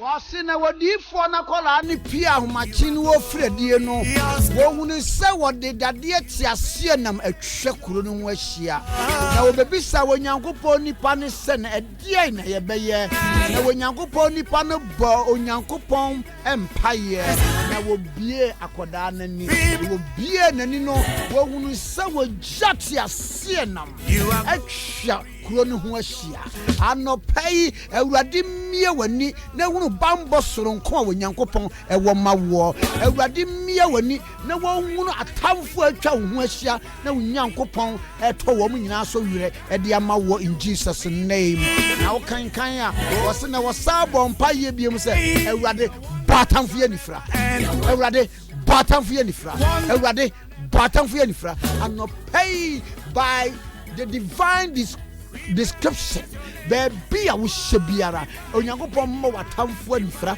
na wo hunu baby a wo kro na wo hunu nhira bia ba wo nkyai na wa mesai no Jesus di mu ene ye abo mpaye e de ama wo fa adom kase amen obi a wo ba yie ni bia no onyame enwa ne kode ntaba so na wo mfa ne emedu kama wo ba so a ya ma wo yire fi ensan wo bebo important pa onyame nipa na kase fagidi kase amen bye bye.